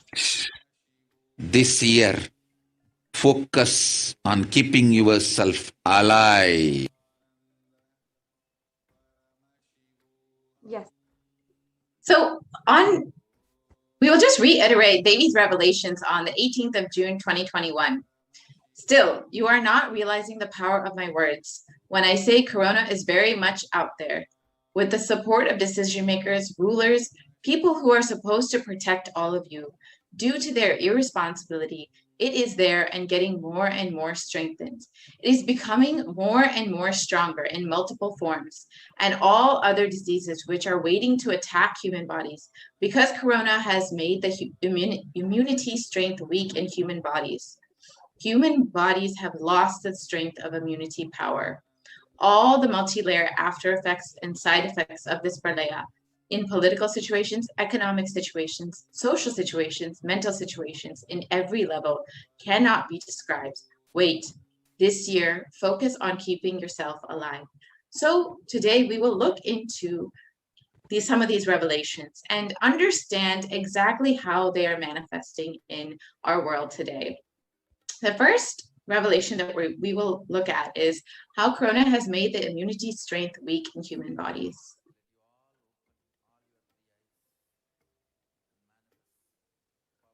Yes, we can go on to the next slide. So we have a very reputable magazine here, Science Daily. First of all, Devi Parashakti revealed on 18th June 2021 that Corona had made the immunity strength weak in human bodies, and human bodies have lost the strength of immunity power. Now, new research suggests that a coronavirus infection alters the biomechanical properties of the red and white blood cells, in some cases for months, a possible explanation for a long-term suffering from COVID. Now, if many people do not know, of course, red and white blood cells are, of course, a part of your blood circulation and your immune responses. And here we also have, when this article was published by the Science Daily, was at least 11 days after what Devi Parashakti had revealed. So almost 11 days after, one of the most reputable science magazines is sharing what exactly Devi Parashakti had revealed, and thus showing us how Devi Parashakti is guiding us legitimately through this coronavirus pandemic. The next slide, please. And as Devi revealed, the immunity strength in human bodies is weakening. So, according to this article, you can see that the COVID-19 significantly changes the size and stiffness of the red and white blood cells, sometimes over the course of months. These results may help to explain why some affected people continue to complain of symptoms long after an infection. So many cases that are being seen where people are recovering from their infection, they're not diagnosed as positive anymore, but they're still facing some of these long-term effects, such as fatigue, tiredness, etc. And it's now being understood is because it directly affects the body, the red and white blood cells, the immune system, and even months after recovery from their initial onset of infection. Yes, and people even losing the sense of smell, sometimes not being able to touch and taste things. Even these are the long-term effects that many people are facing after they have already recovered as per their lab reports from coronavirus. The next slide, please. So how does corona actually affect the body? The article from the Academy of Medical Sciences says that the way the body defends against the virus is to recognize and neutralize it, like in any situation with a virus. However, Forbes explains that the corona suppresses the immune system by disrupting the actions of the body's immune cells. So just as Devi has revealed, it actually affects, the virus actually affects your body's immune strength. It weakens immunity. This immunosuppression allows for the 2-week incubation period, which gives corona enough time to attack the body. So this is why people have such a severe onset infection, because it directly affects the immune system. Next slide, please. And here we have the graph below, which shows a typical timeline for someone who is suffering from COVID virus. So as you can see, the initial incubation period is about 5 days. Then they have the prodromal period where it's about another 5 days. And then the acute onset of infection, which is usually where people are admitted to the ICU. And within the 2nd week of the onset of infection, many people will recover, but many people also will continue to experience symptoms and have to sometimes remain in the hospital for weeks or months afterwards. So this is, and then even many times when they recover, as many people have shared with the experience of long COVID, as it's called, that they're still experiencing symptoms many, many months after their 2 weeks or after their recovery of their initial onset of infection. And some even worse cases, not being able to talk, not being able to breathe, even after the COVID has long left their system. So it does do a significant amount of damage to the body and to the system. The next slide, please. So we also have the impact of COVID-19 that cannot be dismissed. So here we can clearly see how COVID is amongst other deadly diseases and diseases throughout history. So we have a timeline here about different diseases and how they have affected humanity, and how coronavirus is affecting humanity currently. So the circled virus is the coronavirus, and we can go on to the next slide. Yes, and you can see actually from that, it's about 3.9 million people have been affected in comparison, which is just a recent virus that has been, sorry, can we go back to the previous slide? So about 3.9 million people have been affected by it, which is since 2019. However, from 1981, if you compare with HIV/AIDS, which has also been an epidemic, it's from 1981, there's been about 35 million people who have been affected by it. So as you can see, Corona is quickly reaching those, the numbers of more severe, longer known diseases and viruses that have been around for a long time within just about 2 years of it being initially discovered. Next slide, please. And some of the long-term effects of corona on immunity are also recorded. So further studies done by the University of Oxford found that cells are profoundly impaired after recovering from COVID. And the British Science Society for Immunology has also claimed that the effects of COVID are far beyond respiratory health. It also affects our cardiovascular and renal systems, and which are extremely crucial systems in the body if you do not know. So of course, in examples, we are seeing how the after one has long been recovered from COVID, still compromised in their health. So exactly as Devi has revealed, that it directly affects the immune system and weakens the immunity of people.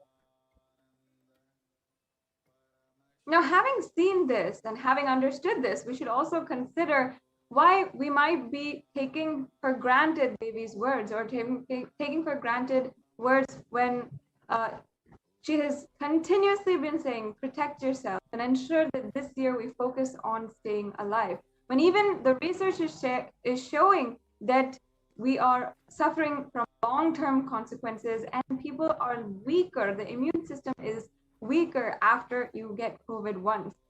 Here we can also see an excerpt on how the human body is affected after COVID-19.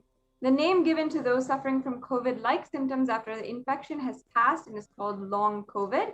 And long COVID can affect the lungs, the cardiovascular system, the circulatory system, and it can also cause fatigue and inflammation. So the excerpt reads that exposure to the disease of COVID-19 causes symptoms in multiple organ systems across the body and is not limited to only the lungs and respiratory systems, as was originally thought. In addition, patients are reporting chronic symptoms such as fatigue, shortness of breath that last for months after the original infection. So just as Devi has revealed, these symptoms and the effects on the immunity are long-term. It is not simply a 2-week infection. Even if many people are recovering within that 2 weeks, there are still long-term effects that science has not fully maybe understood yet even. And that a lot of research is still being done on that. But Devi has clearly stated that this is happening. And as we can see from whatever initial preliminary research that has happened so far, is very much true. And as you can see here are some scans of the lungs after a long-term, to see the long-term effects on your immunity and your whole body in general of how it gets damaged after a coronavirus infection. So we can see the healthy lungs on the left side and how the lungs look after there is severe scarring due to the COVID infection. And of course, if you see the lungs having been a very crucial organ in our body, this affects how we talk, how we're being able to go about our daily lives and daily actions. And our entire life after this are completely changed. And we would not be able to go back to life as it was if we have to suffer COVID and then see the effects of the long COVID on our body. The next slide, please. So even after contracting corona, your immune system remains weakened and you are more susceptible to illness. So this is just reiterating what Devi has revealed. The symptoms can last weeks or months after first being infected with the virus, even if you are not necessarily hospitalized or you are not suffering from a severe infection. Even if your infection is mild, you may or may not see symptoms continuing for months. Many people are experiencing these symptoms continuing for months after their recovery, and it has effects on multiple organs, and is not just limited to the heart and the lungs and kidneys, but even affects the skin and brain function, and as Devi has revealed, the immune system as well.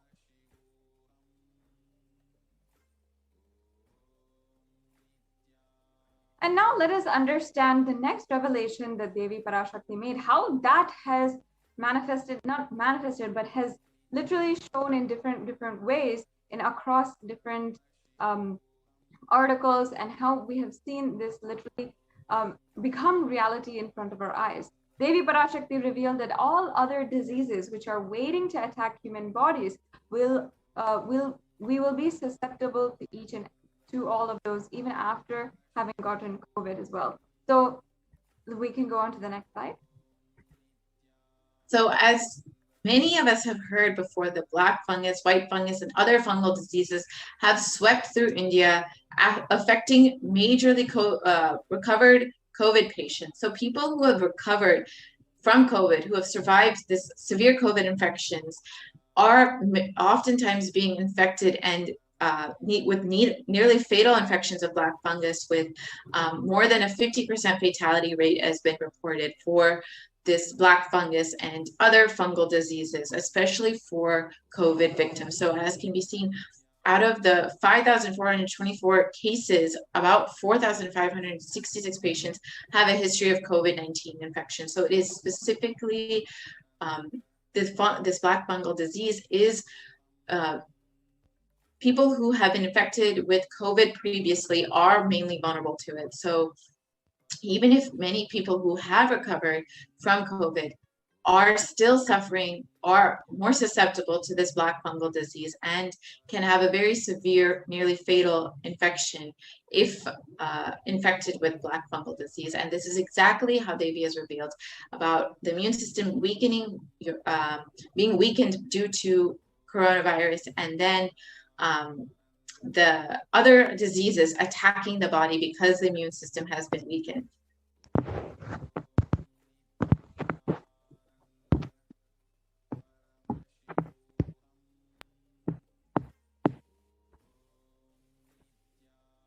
Yes, let's go on to the next slide.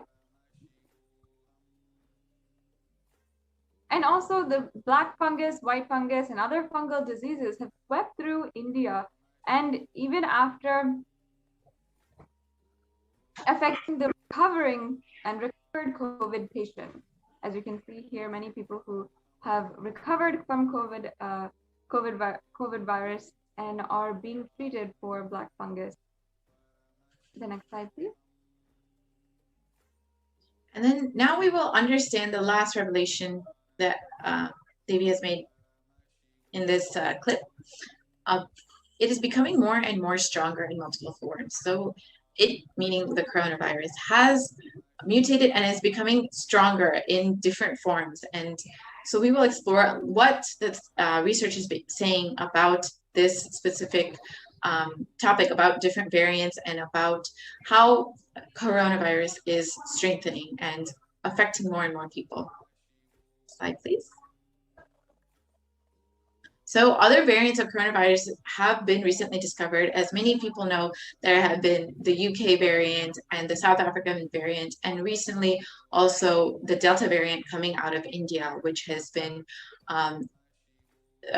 threatening the country with another severe wave known as the Delta variant, which is known to be much more strong than other variants, especially the initial variant coming out of China.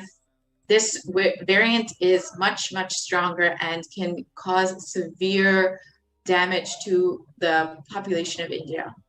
Next. And we can see here other variants of coronavirus also have been recently discovered, as Ma Purnapriya was describing. And we have the specific the specific variants. So in Kent, UK, we have the scientific name B117, B.1.17, and that is the alpha variant. In South Africa, B.1.351, which is the beta variant. The Brazil variant, which is the P.1, the gamma variant, and in India, B.1.617.2, or the Delta variant, which Ma Purnapriya was describing. So viruses generally mutate, but in the case of COVID, we've seen them become more dominant. And the table shows us the variants that have swept the world. The next slide, please. And these actually were announced and recognized by the World Health Organization. So the dangers of these variants was further highlighted when the World Health Organization categorized the Delta variant as the most highly transmissible variant of COVID. So this variant, as shared earlier, it is coming out of India, and it is severely threatening the country with another wave. And this article indicates that the Delta variant was the primary cause behind India's second wave of COVID. So this is the reason this variant is spreading across the country. And this is the reason that so many people are being affected in this new wave of coronavirus, which has been sweeping the nation and leaving the people and resources completely devastated.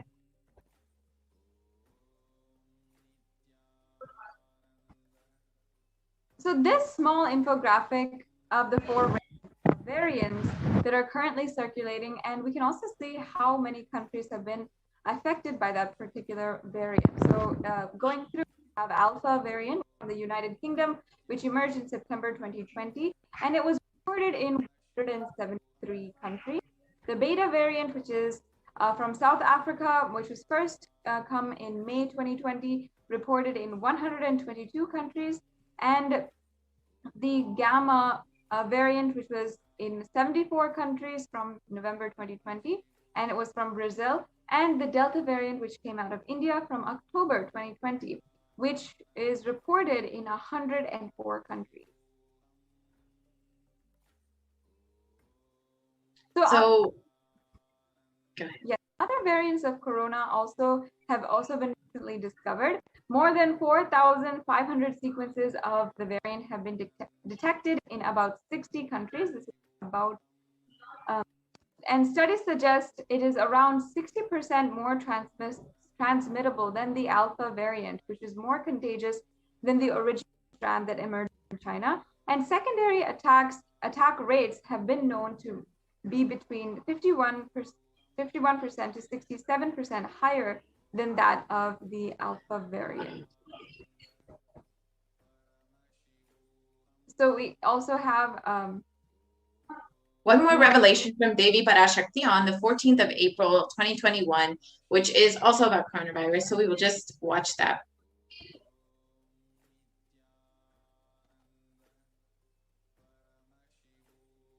Sharmila, corona ஒழிந்தது. கொரோனாவை வைத்து அரசியலும் அழிவாட்டமும் செய்ய நினைக்கும் மனிதர்களின் சதிராட்டம் முடிய இன்னும் 4 ஆண்டுகளாகும். என் பக்தர்களையும் சீடர்களையும் கைலாய வாசிகளையும் நானே காத்துக் கொள்கின்றேன், நானே காக்கின்றேன். என் பக்தர்களுக்கு ஒரு துயரும் ஒரு துக்கமும் வாராது. ஆனால் உலகின் இந்த கொரோனாவின் சதியாட்டம் முடிய 4 ஆண்டுகள் ஆகும். 2025 தான் அடங்கும். இது சதியாட்டம், மனிதர்களின் சதியாட்டம்.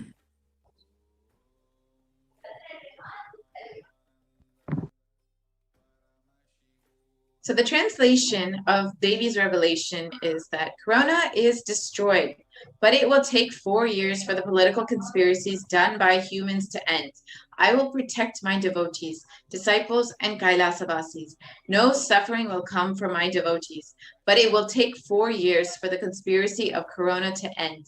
It will come to an end only in 2025. It is a conspiracy, human conspiracy. Next slide, please. So, as predicted by Devi, this coronavirus is not going to, not predicted, as revealed by Devi, the coronavirus is not going to end anytime soon.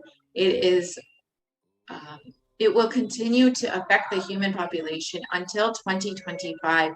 And as per Devi's revelations, we can see that in this article that that even well into October and November of 2021, it is expected that India will be suffering from another wave of COVID, and many other variants are fastly approaching, which can affect the country and create another third wave of coronavirus effect, and continuing to prolong this pandemic that we've all been suffering and waiting for the end to come. But it is, as revealed by Devi, it's going to continue for some time.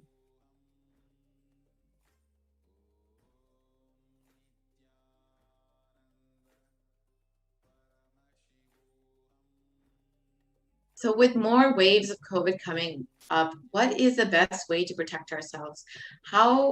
Who has a solution, and how do we protect ourselves in this dangerous time with so many variants and diseases affecting the world?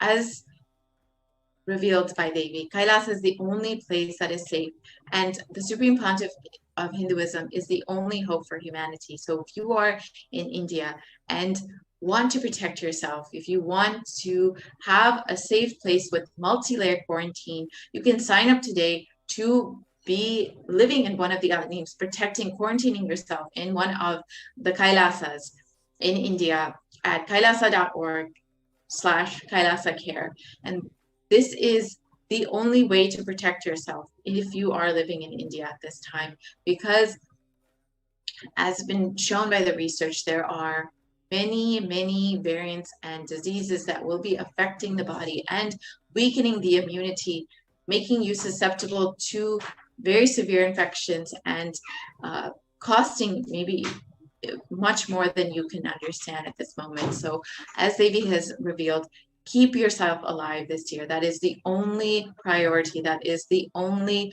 success that you can have this year, is keeping yourself alive. So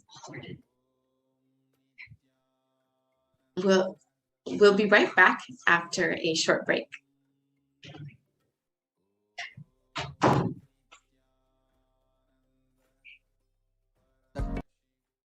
Totality of the knowledge I received from my gurus and practice manifested in my life, perfected by teaching.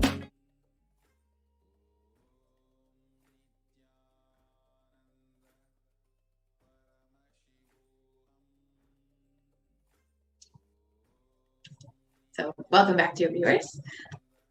As Devi has revealed, there are many reasons that you may not be safe in your own home if you're living in India at this moment. So there are Swamiji and the Supreme Pontiff of Hinduism and Devi have revealed that the only way to protect yourself this year is through multi-layer quarantine. And the only place in India that is providing such an ambiance and such a protective environment is Adi Kailashas up in Nipita and Kailasas all over India. So if you want to protect yourself with this multi-layer quarantine, immediately register yourself to go and quarantine in one of these Kailasas in India, where you can experience not only protection and multi-layer quarantine from this COVID pandemic, but experience a beautiful enlightenment lifestyle provided by the Supreme Pontiff of Hinduism during this time with so much of insecurity and instability in this world.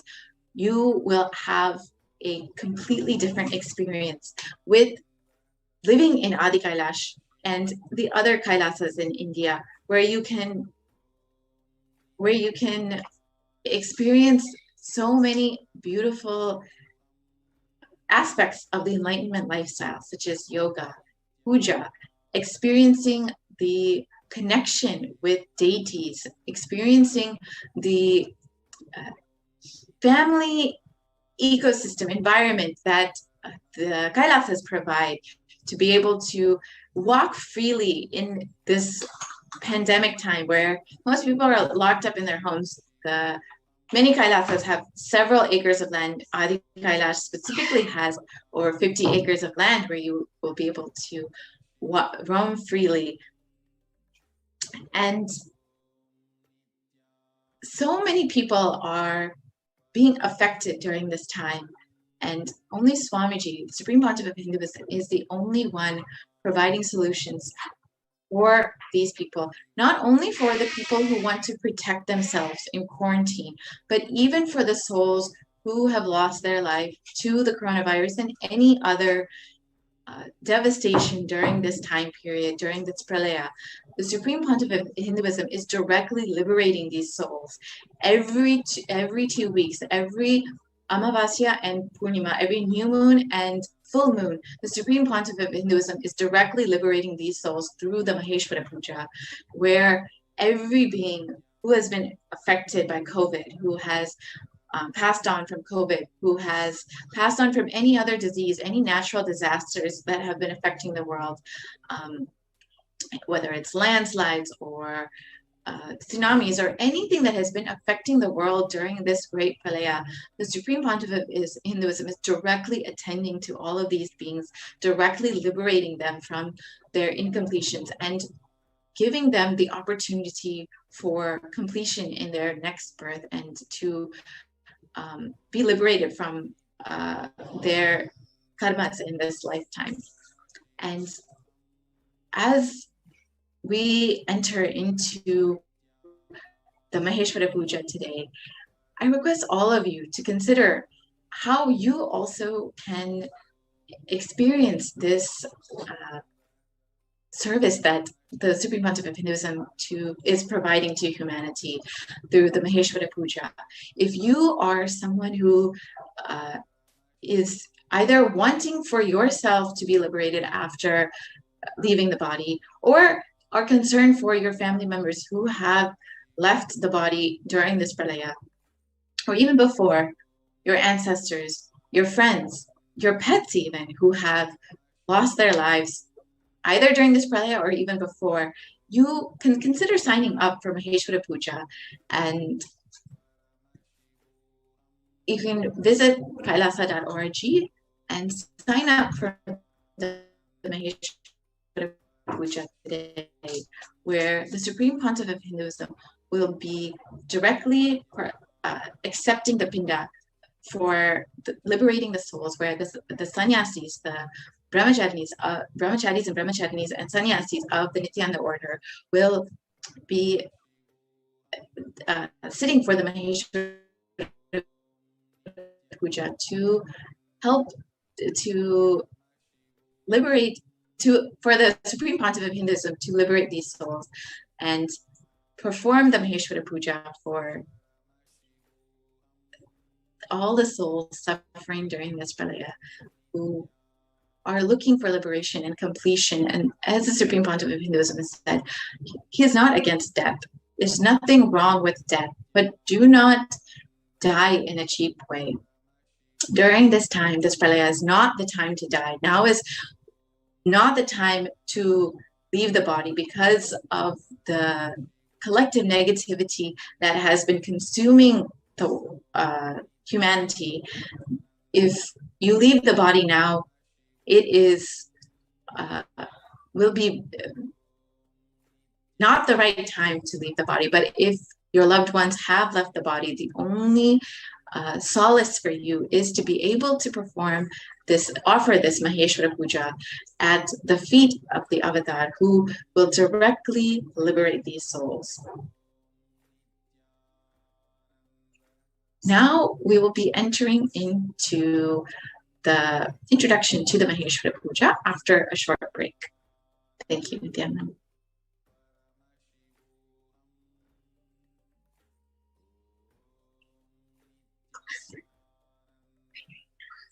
Paramashivoham. Om Nithyananda Paramashivoham. Om Nithyananda Paramashivoham.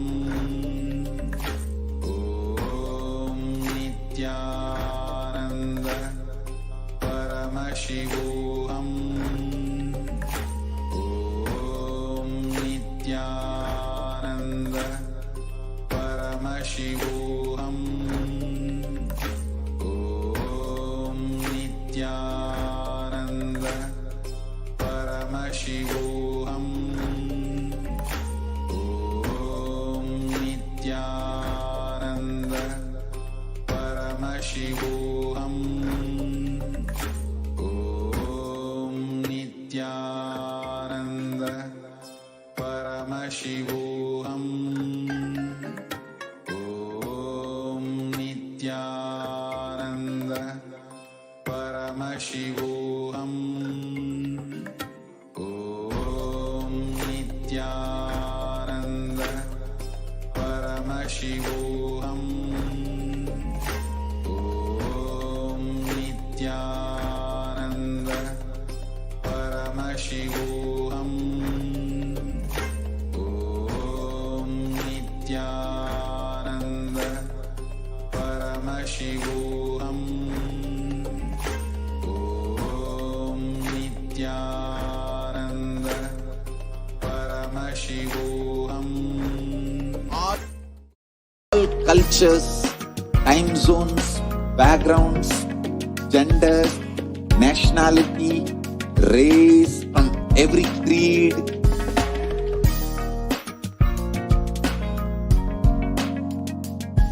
so this absolutely perfected knowledge available to you, served to you in your home without even you moving out of your couch, free of cost.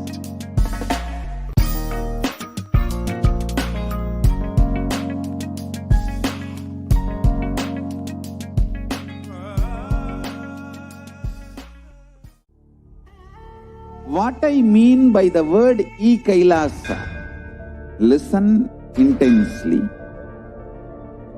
Enlightenment ecosystem, literally enlightenment itself, in your own home, wherever you are. If you cannot come to Kailasa, it's okay. Kailasa can come to you. Kailasa coming to you is Kailasa.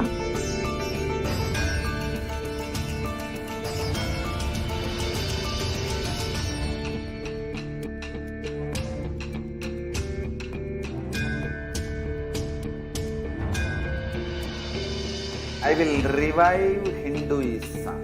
I am a Hindu revivalist, not by any revolution, but by evolution.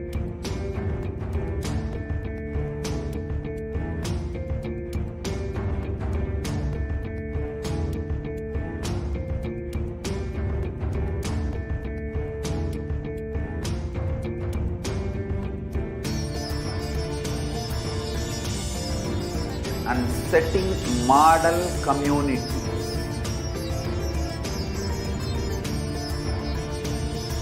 Kailasa, enlightenment ecosystems, Sarvanya Pitas all over the world.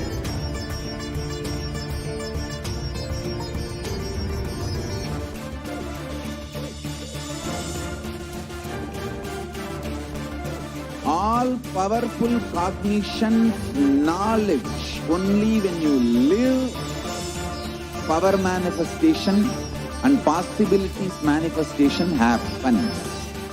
This is a fundamental truth.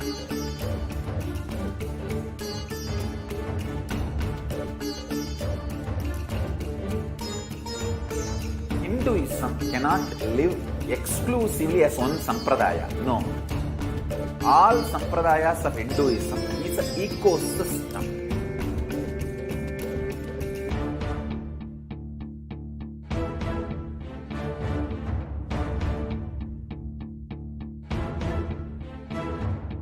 So don't keep quiet thinking that if one sampradaya is attacked, only that sampradaya is going to be affected. All of us are ecosystem.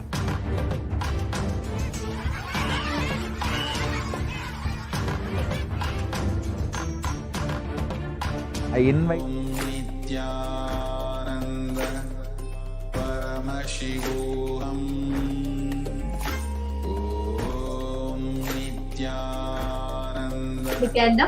Welcome back, dear viewers. And so far, all of us have been learning and having an amazing journey into the Parashakti, preparing for the Parashakti Akashic rings, and especially today being Maheshwara Puja, where the Supreme Pontiff is himself going to come to receive the Pinda Darpana and liberate thousands of souls that are yearning for a liberation just by the grace of an avatar.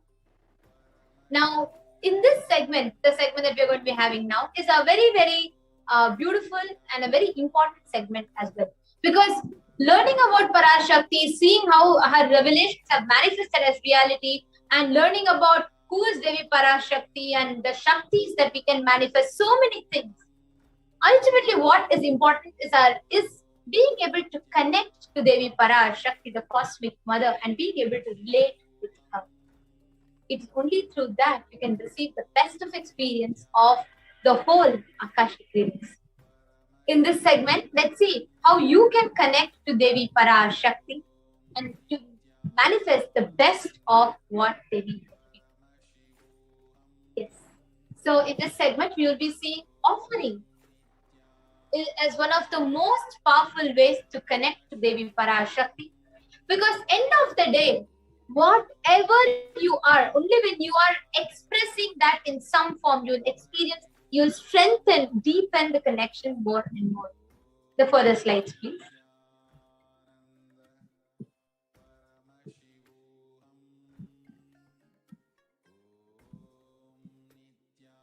Yes, you could go to the further slides, ma.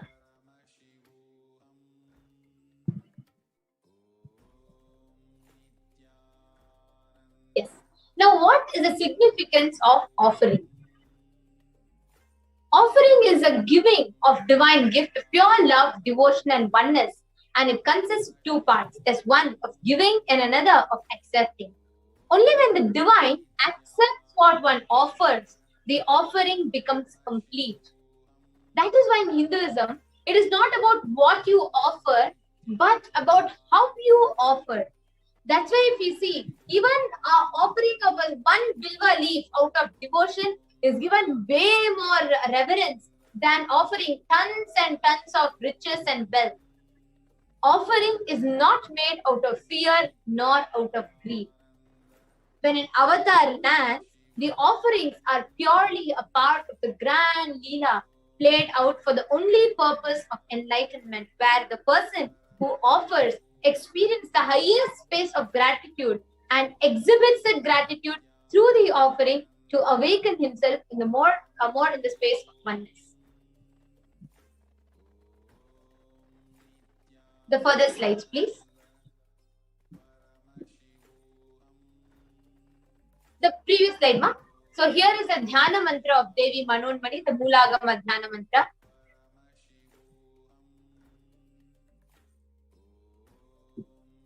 The previous slide, ma. Induni bhaveda karavahmi nayanam syat pankajavara bhaya japakshara yuktam Angahimabhushan vichitravasanam syat. You could go to the shloka. Tungamakutojvala manonmani swarupam. It's the further slides, please. Next slide. Sorry for the technical glitch. There's a small error in this. Next one. Yes. Indhani bhaveda karavahinayanam syat pankajavara bhayajapakshasarayuktam angahimabhushana vichitravasanam syat tungamakutojvala manonmani swarupam.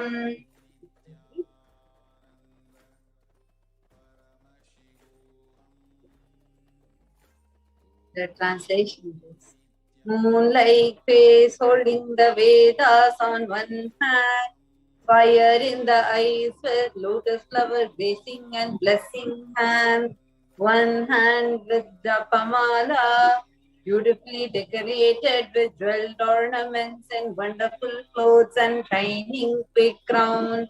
Her name is Manonmani. There's also one more Shastra Pramana that we have.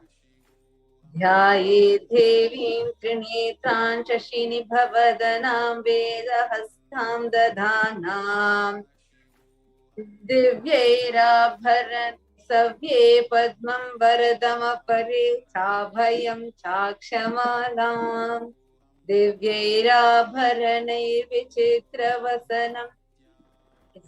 Go to the next slide. On the same slide, it could be. Next slide, please.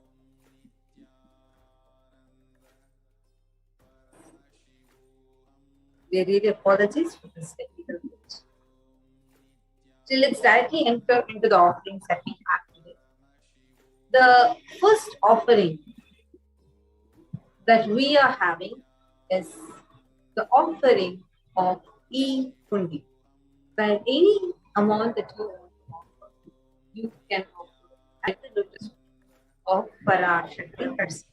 And actually in Sanatana Hindu Dharma, even as a small child, your parents teach you to make $1 or two, a penny or two, a cent, something. You always are taught to offer something, whether you fall at the feet of elders and then the elders give you something, they give you fruits or something. So that is how we are bought, because by our very lifestyle, we are taught to express gratitude. And we are always taught that the space of gratitude makes us receive more and more.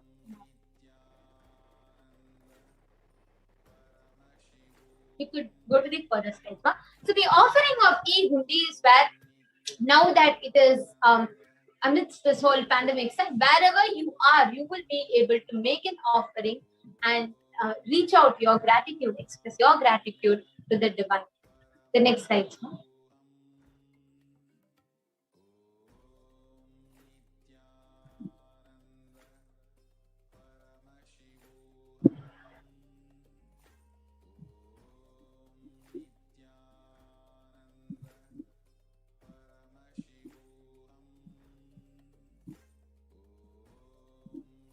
Here, there's a beautiful verse from Lalita Sahasranama. Bhakti Priya Bhakti Gamya Bhakti Vasya Bhayapaha Shambhavi Sharadharadya Sharvani Sharmadakini. Devi is fond of true devotion and is realized through true devotion. She can be won over through true devotion. She removes all fear. It's a very beautiful verse which says how Devi, Parashakti, anything that is done out of true devotion, even if it is just offering of 1 paise, she removes the greatest of fears just because she is fond of the people who out of true devotion express their gratitude, love for their Lord. The next slide.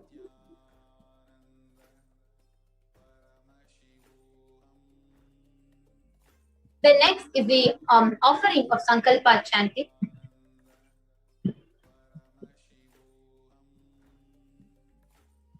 The Sankalpa chanting is where you take the conscious resolution. Let's say you may have different things, like you may want to gain wealth, you may want to earn more good position, relationships, any sankalpa that you take, manifesting that as a reality in your life happens. So anything, normally any decision you take, any resolution you take, when you take a resolution in front of the deity, and when you take a resolution in front of the avatar, it becomes a conscious resolution, the sankalpa. And that is why this sankalpa taken in front of Devi Parashakti, manifesting to the supreme pontiff of Hinduism, is one of the most powerful ways for you to seek blessings to manifest a particular reality. Next slide now. So this is the sankalpa chanting. The next is the Sahasranama Swarana Kasi. The previous slide, please. The Sahasranama Swarana Kasi. Nama Parayana Preetha, the one who loves to be celebrated with all her dimensions, literally any dimensions of Parashakti that you want to celebrate. You can celebrate by offering this Sahasranama Kasi. Darshanam Swarana Kasi, where each gold point is inscribed with a dimension of Parashakti. The next slide, please. The next is Mukta Angati.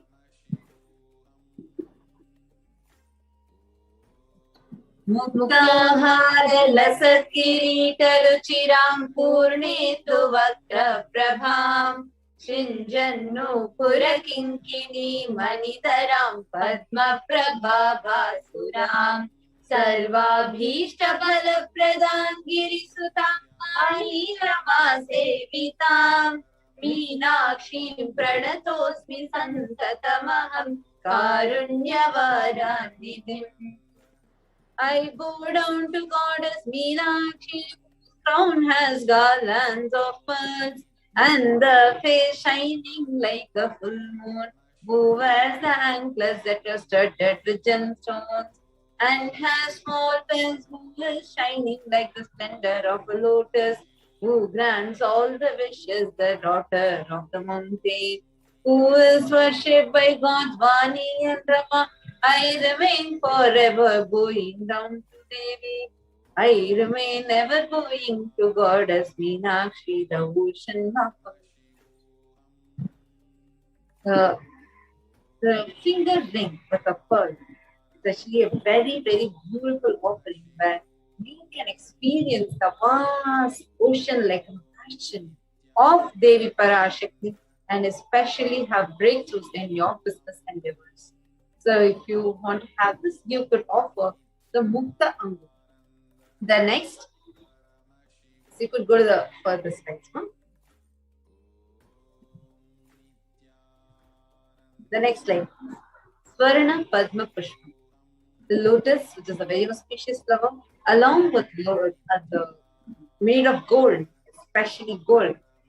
Literally, and how the Sahasrara Chakra flowers as Sahasrara Padma Pushpa is that flower in gratitude and offer this golden lotus flower and lotus feet of Devi Parashakti herself. This is 600 USD. The next slide, please. The next is the toe ring. The golden toe ring, Swarna Metti. Nakhari Diti Sanchana Namajanna Tamo Guna Paradvaya Prabha Jala Parakita Saroruha. You whose brightness from the toenails destroys the darkness of ignorance. From the minds of your devotees who prostrate at your feet. You whose brightness from your two-feet overpowers that of the lotus flower and bestows the blessings to all those who bow down to you.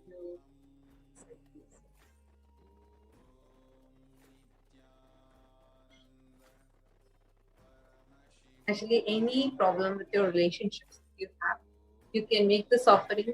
This will bestow an auspicious breakthrough, an auspicious blessing, auspiciousness manifesting in your relationships. So adore the lotus feet of the cosmic mother with the golden toe and have a breakthrough in your relationships. The next slide, please.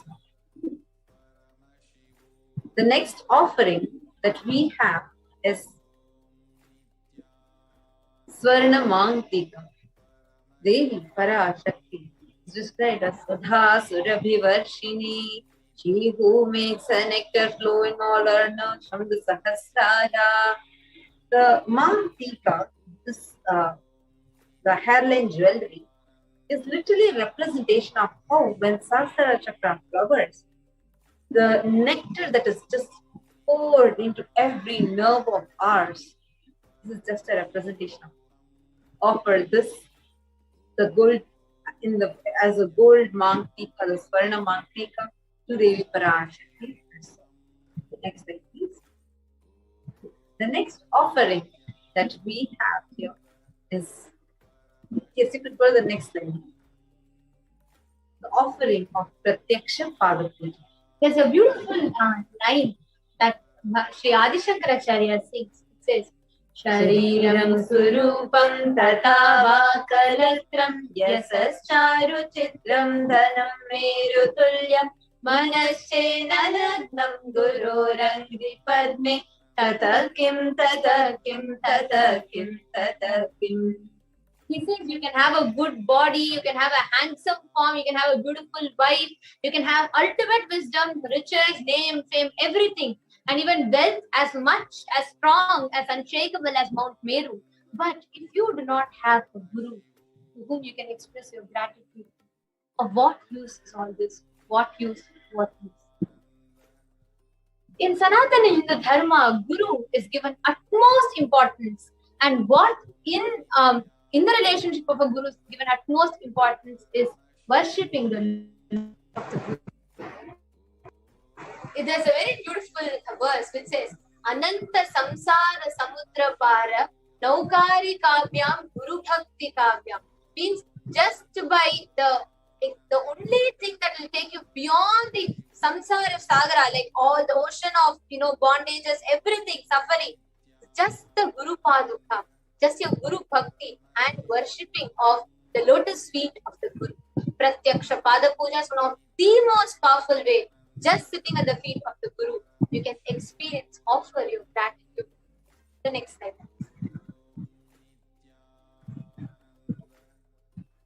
The next is a Vastra Seva, offering of Vastram to Devi Parashakti, where you adorn her with the clothes and decorate her, expressing your love and gratitude. This bestows you with protection and the blessings of the Guru and the Cosmic Mother herself. Next slide. We will not take you all through a summary of all the offerings that we've seen so far. We've seen the E-Mundi offering. We have seen the Sankalpa chanting offering. We have seen the Devi Sahasranama Swarna Kasa, the golden coin. And we have seen the Mukta Anguti, the finger pearl ring. And we have seen the Swarna Padma Pushpam.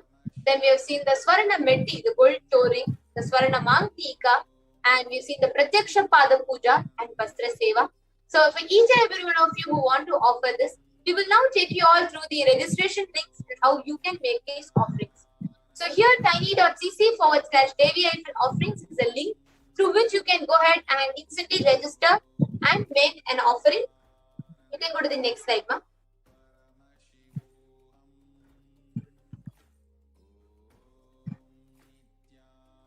Here we have the registration form. To each and every one of you that are actually seeing right now, there are two forms here mainly which are projected. There are three forms and two main forms. So in this, the one is an intention. So for example, if you want to offer, whether you have some obstacle or you're interested or you want to suggest this for some of your questions, you can write to us in tiny.cc/BHAVASAMADHI. Ensure that you are putting everything in lowercase because this is case sensitive. The next is, if you want to make the offering itself, then visit tiny.cc/Devi-offerings. So once you fill in this form, you will then need to fill up the next form, which is tiny.cc/Sankalpa 2020. So now let's just visit this link. tiny.cc/Devi-offerings. Yes, you could actually type the link on tiny.cc/Devi-offerings. Offerings. So now let's go through that, how we are going to be going through it step by step now. So I request all of you, you can just see here in the screen which is in front of you. So once you open, I request yes. So once you open this link, you will be led to this page which will say the different offerings. You could go just scroll down and you will see it appear on top where it is called as like right towards the right side. You will see Save Us and there's an option called Choose an Option. Then you can click that and you'll see a drop down list with all these Save Us. Yes, you can click that one. You'll see a list of Save Us. Now let's say you choose Pratyaksha Pada Puja. So if you just click on one of the offerings, any one offering you can just click. So now you will see the rate coming and you'll see a box with the number 1. So actually that's the box where you can click how many you want to offer. Like you want to offer and one other family wants to offer, so you're paying for both. So you can just put the number 2 over there. And then you can click the button Add to Cart. So once you click Add to Cart, it will lead you to the next part where you will be, yes, you can scroll down now. And you will see the total amount. Then you have to click the button called Proceed to check out. And then once you click that button, it will lead you to this billing details page. So make sure you fill up everything, all the requirements. If you could scroll down. And ensure your all the payment options, and ensure you're also ticking all the check boxes down. Yes, you can scroll more down now. Yes. So make sure you click the checkbox. And you can go ahead and place your order. So this makes this ensures that you're registering yourself for the seva. And yes, thank you so much. Now each and every one of you that are watching this, each of you can go ahead and once you fill this, please make sure you also fill tiny.cc/Sankalpa 2021. And it's only with that you are confirming your registration for the event, for the offering. So please make sure that you are making an offering, you're registering for the offering by filling this form. Yes. Yes. We actually request the. You could stop the screen share now. Thank you so much. And now with this, we are going to be moving to the next segment after a short break.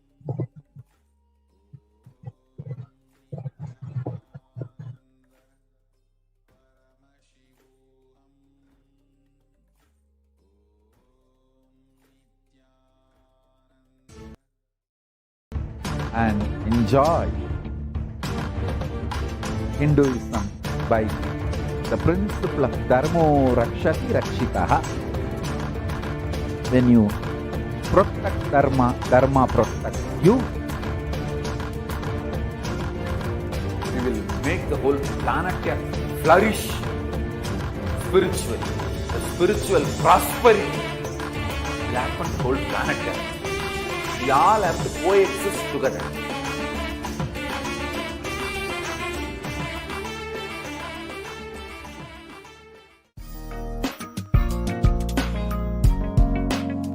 We get you health. We get you ability to build beautiful relationships in your life. We get you direct spiritual support, and we make sure you become wealthy.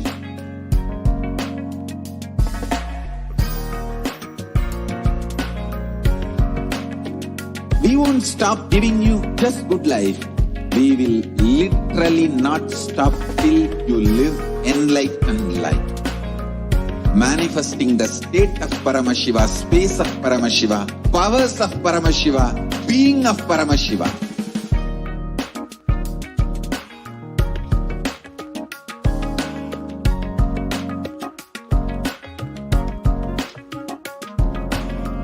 Whole world world should become Kailasians.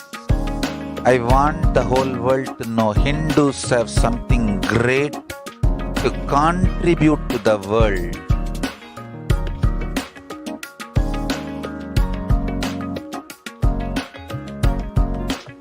We have something great to contribute to the world. Let us do that.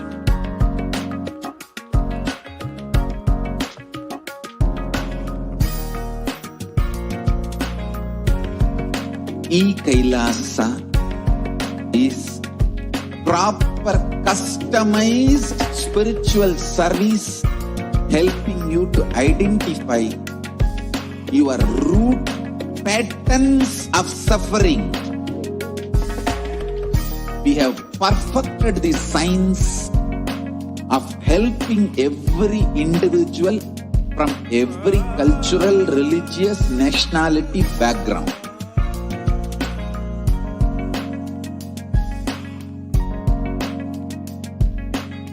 You will have lowest reactionary assumptions, highest awakened response, alive response for life continuously.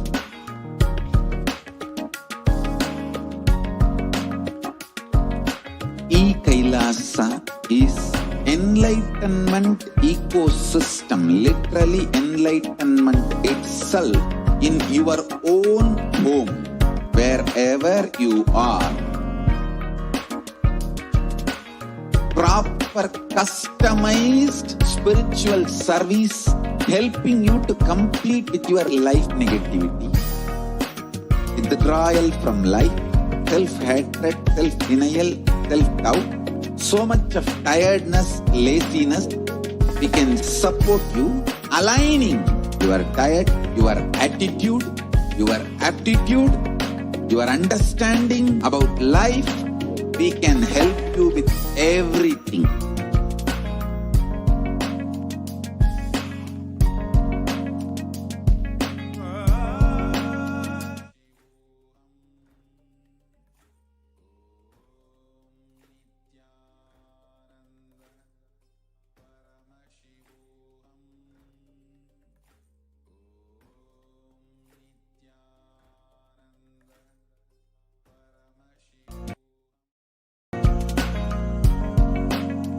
If you are interested in enlightenment, we will immediately bring this to you.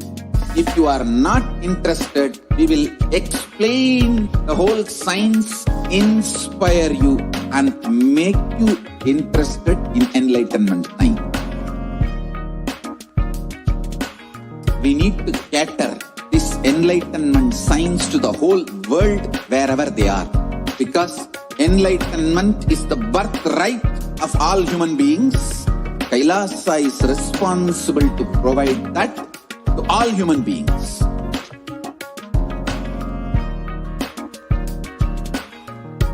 Kailasa is the totality of the knowledge I received from my gurus and practice manifested in my life, perfected by teaching millions of people from all cultures, time zones, backgrounds, genders, nationality, race, from every creed.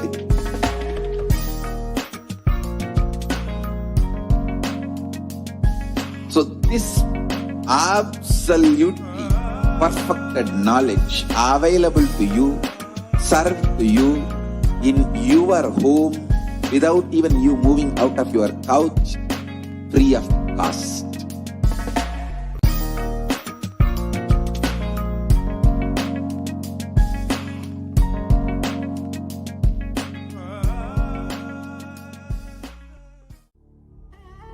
What I mean by the word Kailasa, listen intensely.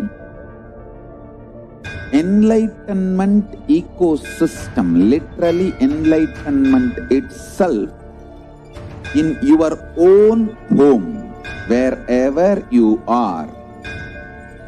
If you cannot come to Kailasa, it's okay. Kailasa can come to you. Kailasa coming to you is Kailasa.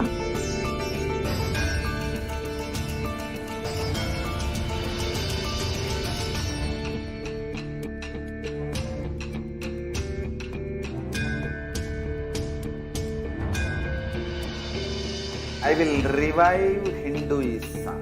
I am a Hindu revivalist, not by any revolution, but by evolution.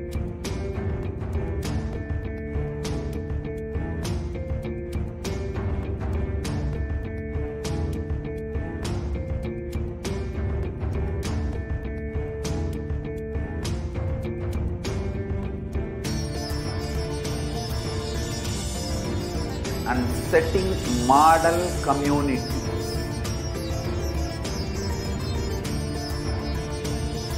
Kailasa, enlightenment ecosystems, Sarvanya Pitas all over the world.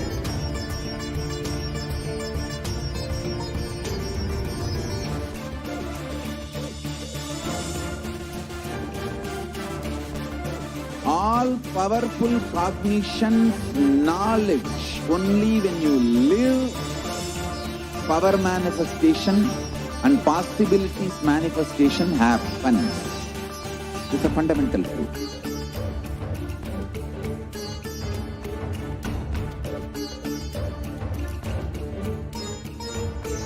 Hinduism cannot live exclusively as one sampradaya. No. All sampradayas of Hinduism is an ecosystem.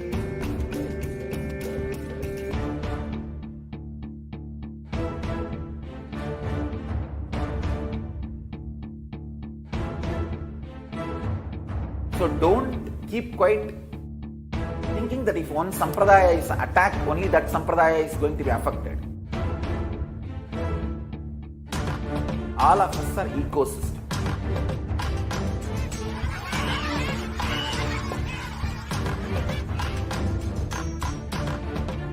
I invite all of you to get involved and enjoy Hinduism by the principle of Dharmo Rakshati Rakshitaha. When you protect Dharma, Dharma protects you. We will make the whole planet flourish spiritually. The spiritual prosperity will happen to the whole planet. We all have to coexist together.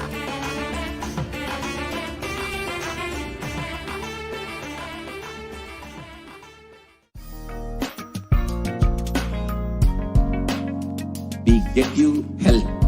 We get you ability to build beautiful relationships in your life.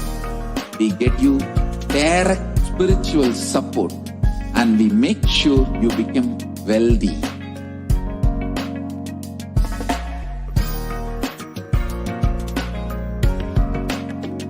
We won't stop giving you just good life. We will literally not stop till you live enlightened life. Manifesting the state of Paramashiva, space of Paramashiva, powers of Paramashiva, being of Paramashiva.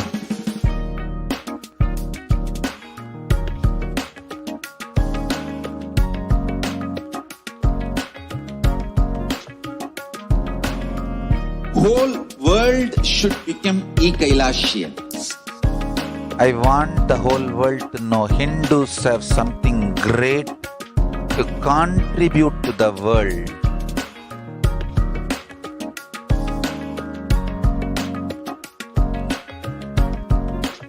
We have something great to contribute to the world.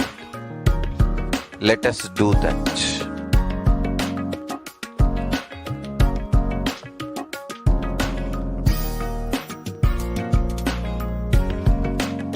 Kailasa is proper customized spiritual service helping you to identify your root patterns of suffering.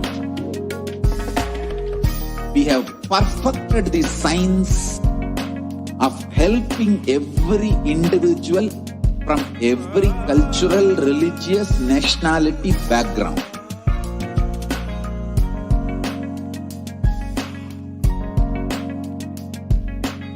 You will have lowest reactionary assumptions, highest awakened response, alive response for life continuously.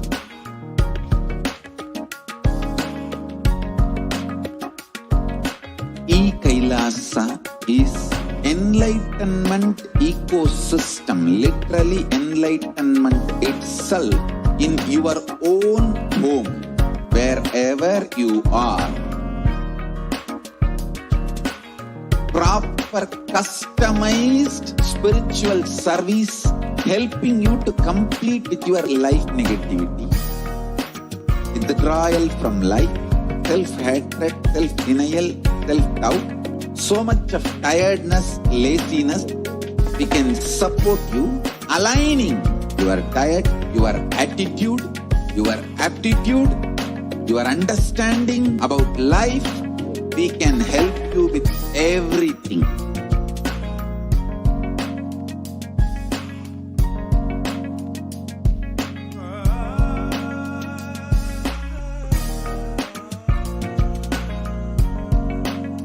If you are interested in enlightenment, we will immediately bring this to you. If you are not interested, we will explain the whole science, inspire you and make you interested in enlightenment science. We need to cater this enlightenment science to the whole world wherever they are, because enlightenment is the birthright of all human beings. Kailasa is responsible to provide that to all human beings.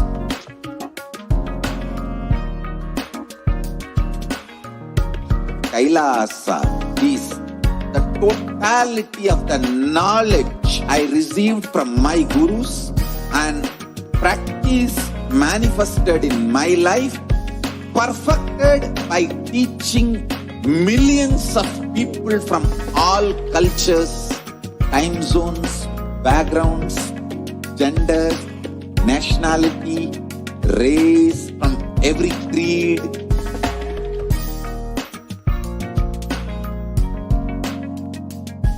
So this absolutely perfected knowledge available to you, served to you in your home, without even you moving out of your couch, free of cost.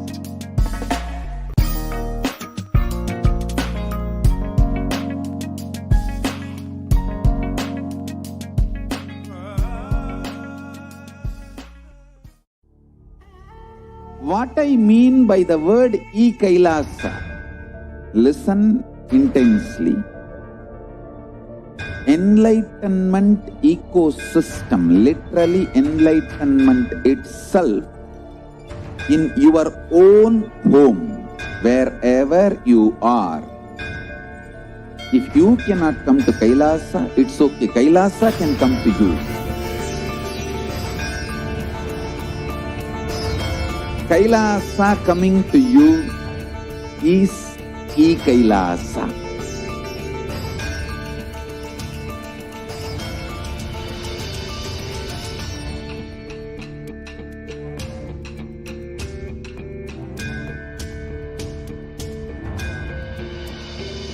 I will revive Hinduism.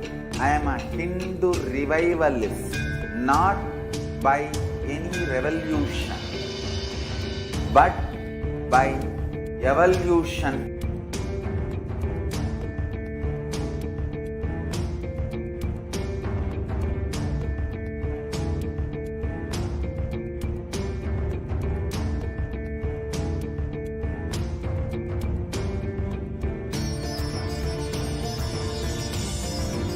And setting model communities.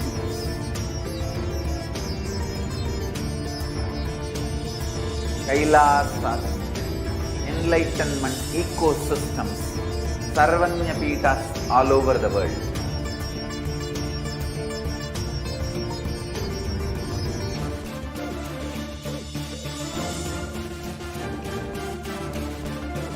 all powerful cognition, knowledge. Only when you live, power manifestation and possibilities manifestation happens.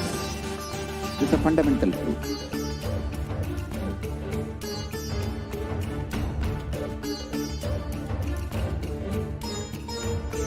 Hinduism cannot live exclusively as one sampradaya. No. All sampradayas of Hinduism is an ecosystem.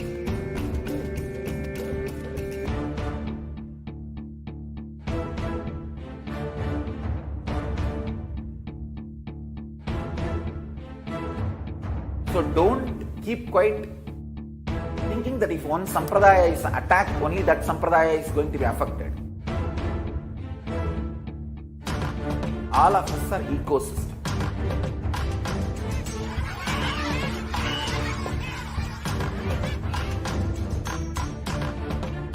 I invite all of you to get involved and enjoy Hinduism by the principle of Dharmo Rakshati Rakshitaha. When you protect Dharma, Dharma protects you. We will make the whole planet flourish spiritually. The spiritual prosperity will happen to the whole planet. We all have to coexist together.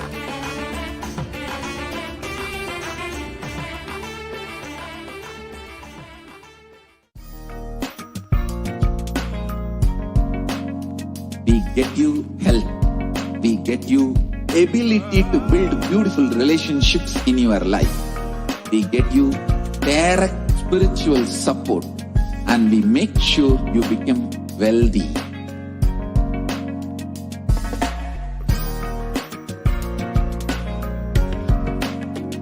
We won't stop giving you just good life. We will literally not stop till you live enlightened life. Manifesting the state of Paramashiva, space of Paramashiva, powers of Paramashiva, being of Paramashiva.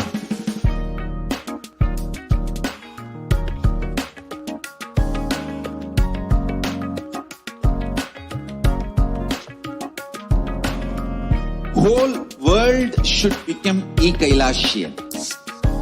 I want the whole world to know Hindus have something great to contribute to the world.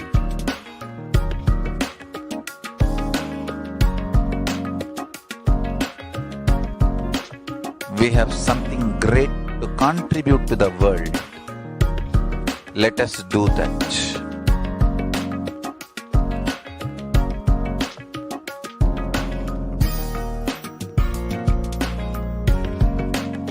Kailasa is proper customized spiritual service helping you to identify your root patterns of suffering. We have perfected the science of helping every individual from every cultural, religious, nationality background.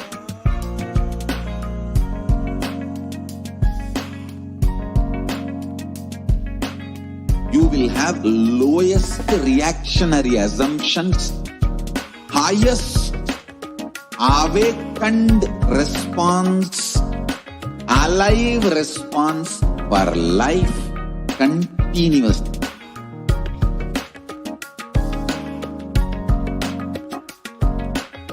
Kailasa is enlightenment ecosystem, literally enlightenment itself in your own home, wherever you are. Proper customized spiritual service helping you to complete with your life negativity.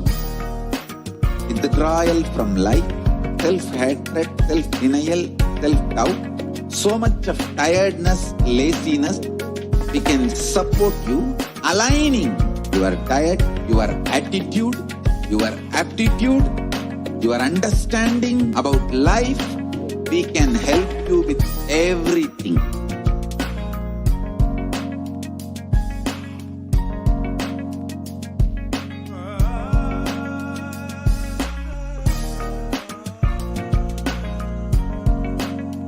If you are interested in enlightenment, we will immediately bring this to you. If you are not interested, we will explain the whole science, inspire you and make you interested in enlightenment time. We need to cater this enlightenment science to the whole world wherever they are. Because enlightenment is the birthright of all human beings. Kailasa is responsible to provide that to all human beings.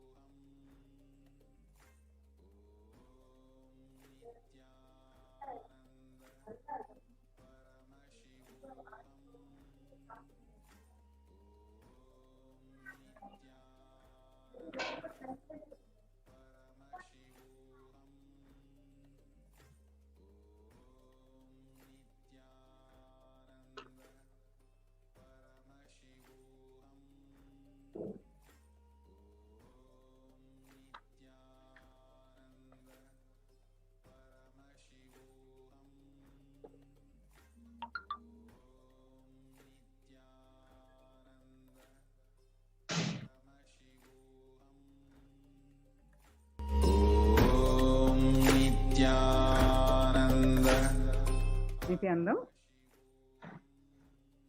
Today, on the auspicious day of the Ashada Amavasya and a special nakshatra, Tiruvattira nakshatra, we're going to offer the Maheshwara Puja to the Supreme Pontiff of Hinduism, Jagadguru Mahasannidhanam, His Divine Holiness, Bhagavan Nithyananda Paramashivam. Let's pray for liberation for departed souls and our beloved ones, and bring completion in each one of us, with us and the departed souls. With a deep gratitude, with the Supreme Pontiff of Hinduism, Jagadguru Mahasannidhanam, His Divine Holiness Bhagavan Nithyananda Paramashivam, let's understand the context of the Maheshwara Puja.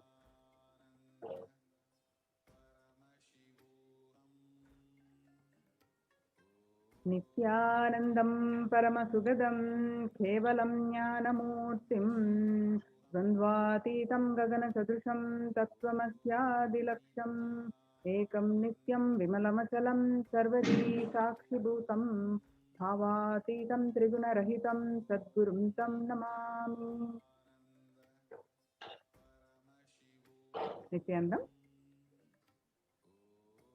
So, in this Maheshwara Puja, so what powerful cognition that we will learn in this segment? What happens to the soul after death? How do we choose our next body? What happens to the soul in case of natural death?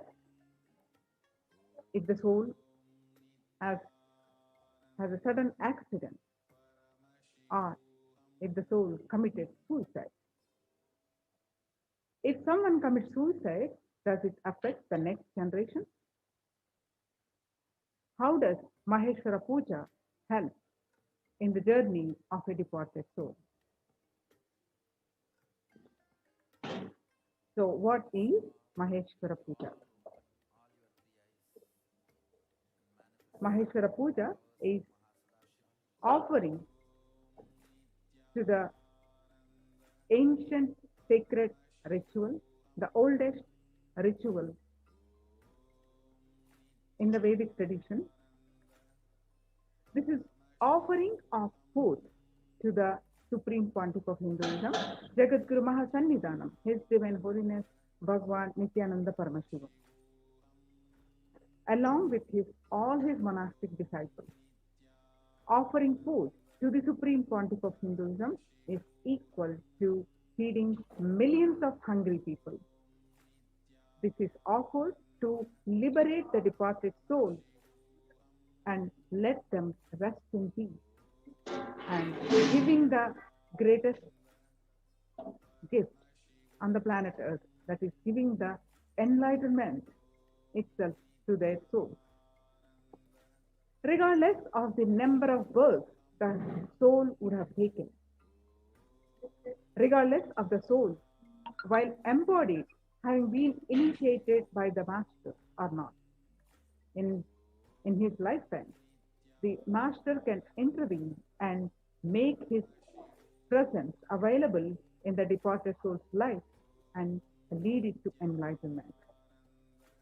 This is possible only through Maheshwara Puja. The Supreme Pontiff of Hinduism, Jagadguru Mahasannidhanam, His Divine Holiness Bhagwan Nithyananda Paramashivam says, the best place on the planet Earth to give Pinda Tarpana. Pinda Tarpana is also called Shraddha, is in the remembrance of the departed soul. Every year, the inheritors, the sons, grandsons, offer to the departed soul the food called Pinda Tarpana. It's a ritual that every Hindu follows, gives to their departed one. So, the Supreme Pontiff of Hinduism says the best place on planet Earth to give Pinda Tarpana is the stomach of a sannyasi. That is the hunger fire, the Jataragni in the stomach, who makes this our food digest. And the best fire in which you can offer the Pinda Tarpana is Shraddha, which reaches the departed ancestors or Pitrus directly. According to the Agamas, Soma Sambhu Paddhati says, it is 1,000 times more greater than offering any Shraddha or any Pinda in any river, any water body, any lake, any holy land, any holy place. Offering in the stomach of a living incarnation of Paramashiva is the best form of Pinda Tarpana or Shraddha. In Hinduism, Shraddha, wherein the food is offered to sannyasis for the completion with the departed soul, is called Maheshwara Puja. In the Soma Sambhu Paddhati, Shraddha Vidhi, Sloka, verse 3, it says, Lingino Brahmanasya Shraddhaya Shiva Dikshitaha. That means, the translation goes, the sannyasis and Brahmanas who have been initiated into Shiva Diksha are eligible to be appointed as the representatives of Pitrus in the Shraddha. So, Maheshwara Puja, let's watch a small clip.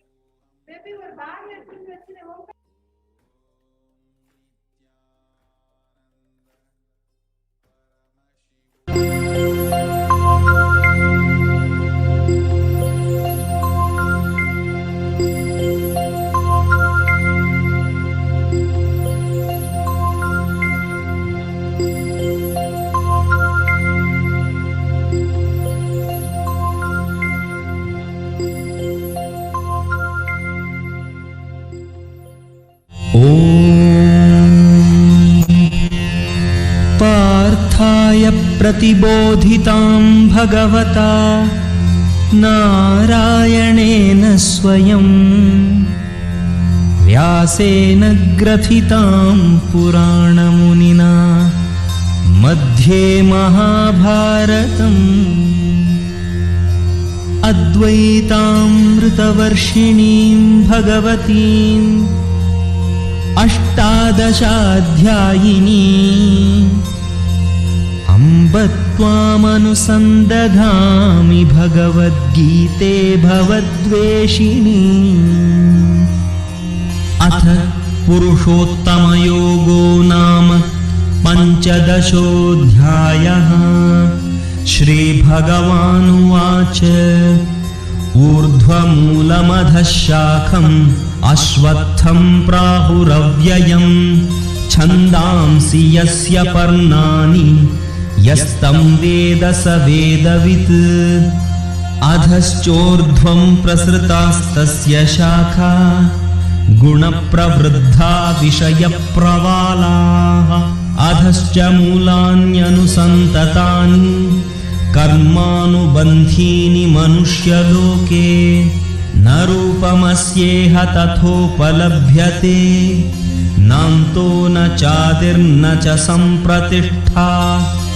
अश्वत्थमेनं सुविरूढमूलम् असङ्गशस्त्रेण दृढेन छित्त्वा ततः पदं तत्परिमार्गितव्यम् यस्मिन् गता न निवर्तन्ति भूयः।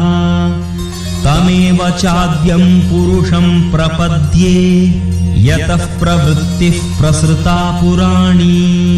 निर्मानमोहाजितसङ्गदोषा अध्यात्मनित्या विनिवृत्तकामाः द्वन्द्वैर्विमुक्ताः सुखदुःखसंज्ञैः गच्छन्त्यमूढाः पदमव्ययं तत्। न तद्भासयते सूर्यो न शशाङ्को न पावकः यद्गत्वा न निवर्तन्ते तद्धाम परमं मम। ममैवांशो जीवलोके जीवभूतः सनातनः।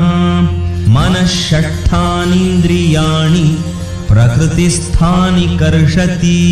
शरीरं यदवाप्नोति यच्चाप्युत्क्रामतीश्वरः गृहीत्वैतानि संयाति वायुर्गन्धानि वाशयात्।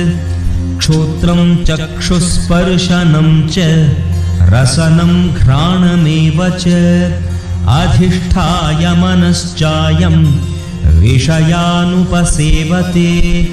उत्क्रामन्तं स्थितं वापि भुञ्जानं वा गुणान्वितं विमूढानानुपश्यन्ति पश्यन्ति ज्ञानचक्षुषः। यतन्तो योगिनश्चैनं पश्यन्त्यात्मन्यवस्थितं यतन्तोऽप्यकृतात्मानो नैनं पश्यन्त्यचेतसः।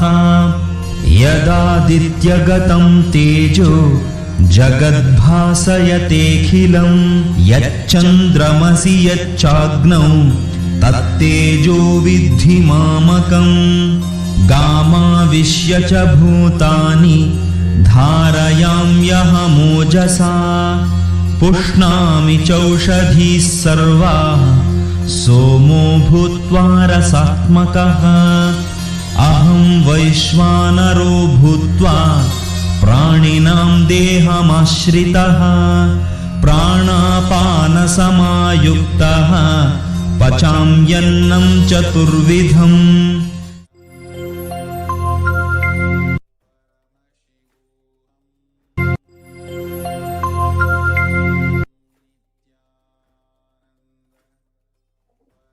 So, Maheshwara Puja is to help the departed souls rest in peace. This is the offering of food to the master along with his monastic disciples. Offering of Maheshwara Puja is one of the oldest recorded ritual in the Vedic tradition. This is offered to help the departed soul rest in peace and gift enlightenment to the soul. Maheshwara Puja is a very important process for completion with any departed soul.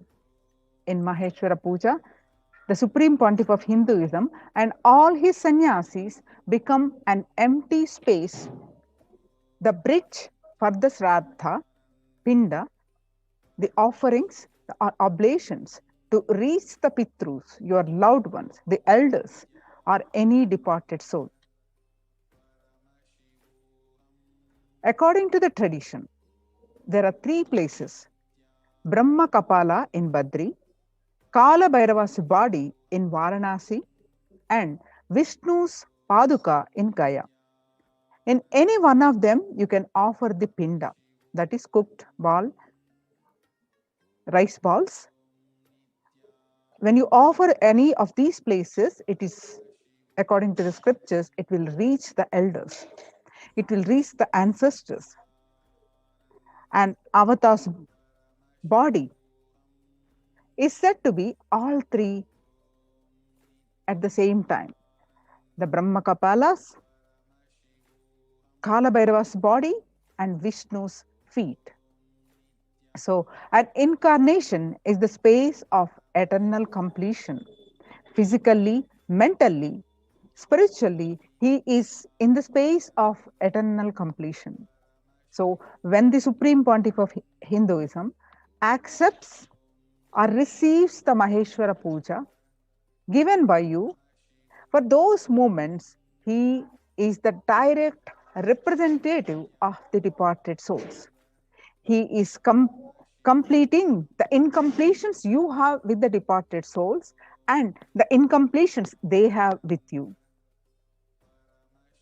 In this completion process, in any completion process with others, when you want to complete with someone who is dead, normally you invoke them in the mirror or any other person and complete. Any one person will sit in front of you and complete. But in Maheshwara Puja, the Supreme Pontiff of Hinduism himself sits with you and helps you to complete with the departed souls. The Supreme Pontiff of Hinduism himself sits with you, completing with you and the departed soul. Not just emotional, verbal commitments not fulfilled, anything you have not offered them when they were alive. You treated them in the wrong way, or you didn't give them food when they are alive, or medicines, or you didn't take care of them properly. Anything that you feel incomplete about.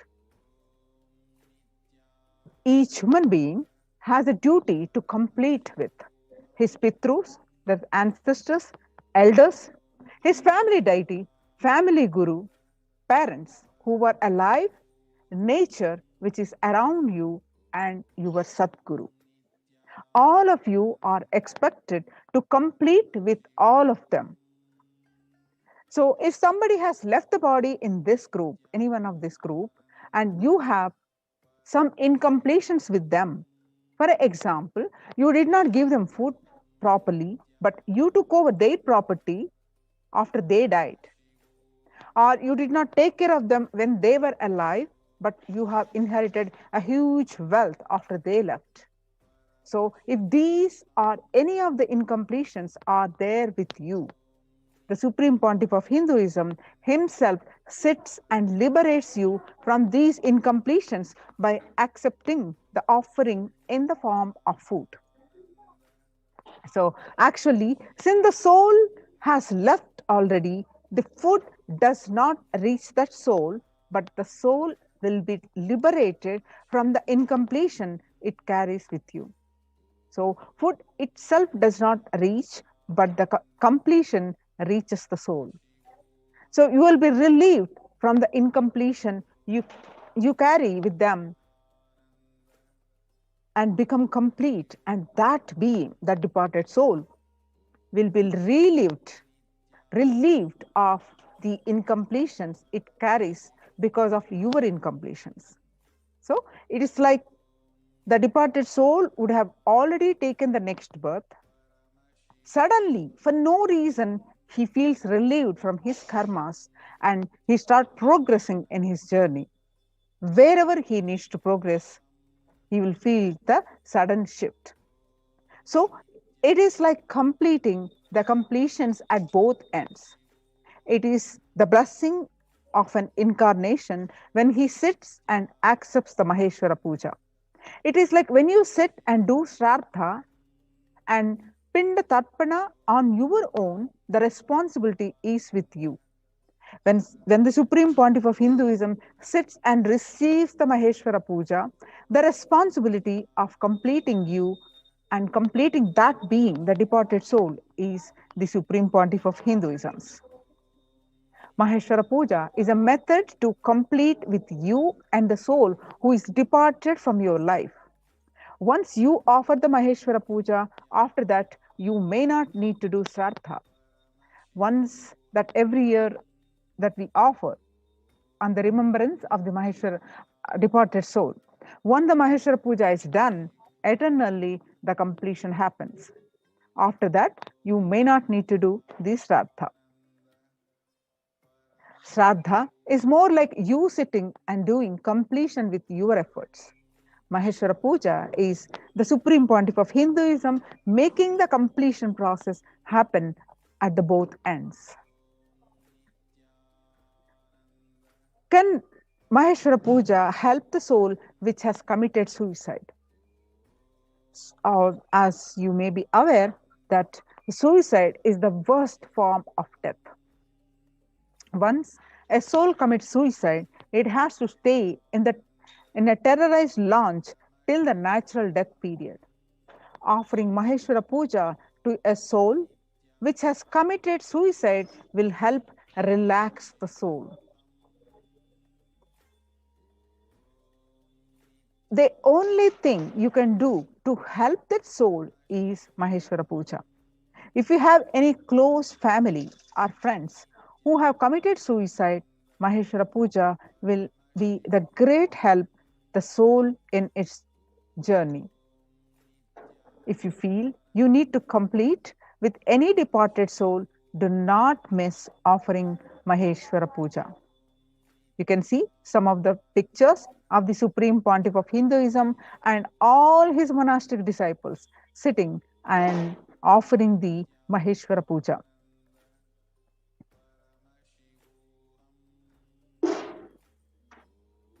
No matter how many births the person would have taken after leaving the body, and no matter if the person has met the master in his life or not, the avatar can intervene and make his presence available in the departed soul's life and lead it to enlightenment. So what do you need to offer the Maheshwara Puja? The picture of the dead person, departed soul, or if you do not have a picture, at least an astrological chart of the dead person. To make an astrological chart online, you need time of the birth, date of birth of the person, and place of the birth. If you have these three with the online, you can make the birth chart. But do not give pictures of the people who are still alive, and give group pictures where some people are alive, some people are dead. Do not give this kind of pictures. So understand, Maheshwara Puja cannot be offered in advance. So do not give the people who are alive. You can participate as a participant. So what do you need to offer Maheshwara Puja? You can give up to 10 pictures of the departed souls when you are offering the Maheshwara Puja. There will be a form to upload the pictures. So if you want to offer the Maheshwara Puja, you can go ahead and make your offering. The link is projected here, and you can enter the details of your offering and upload the pictures. All these links we will also be posting in the chat, or you can reach out to us. The links are projected on the screen. Its gate is https://gateway@nithyanandahinduuniversity.org/product/Maheshwara Puja.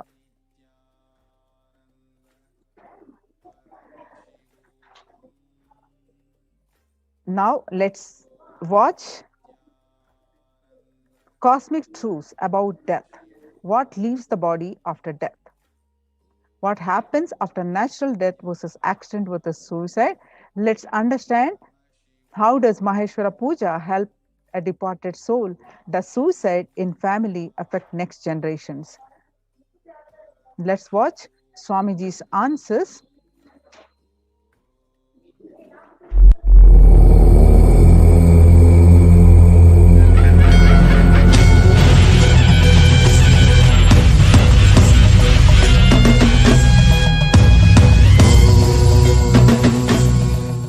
Nithyananda.